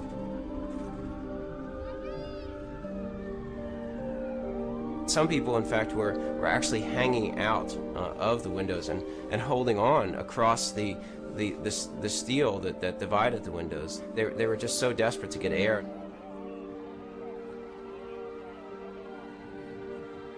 Imagine leaning out of the 109th floor of the World Trade Center. No rational person would ever do that. Holy shit! Oh my god! Numerous people jumping. Numerous people jumping. There were things that were so big that were falling. And it was terrifying and horrifying to think I didn't recognize the objects I was seeing as people. Maybe that thought was just too horrendous, too horrifying to me. Others did see what was happening. Lonely, 10-second journeys. A very public way of dying.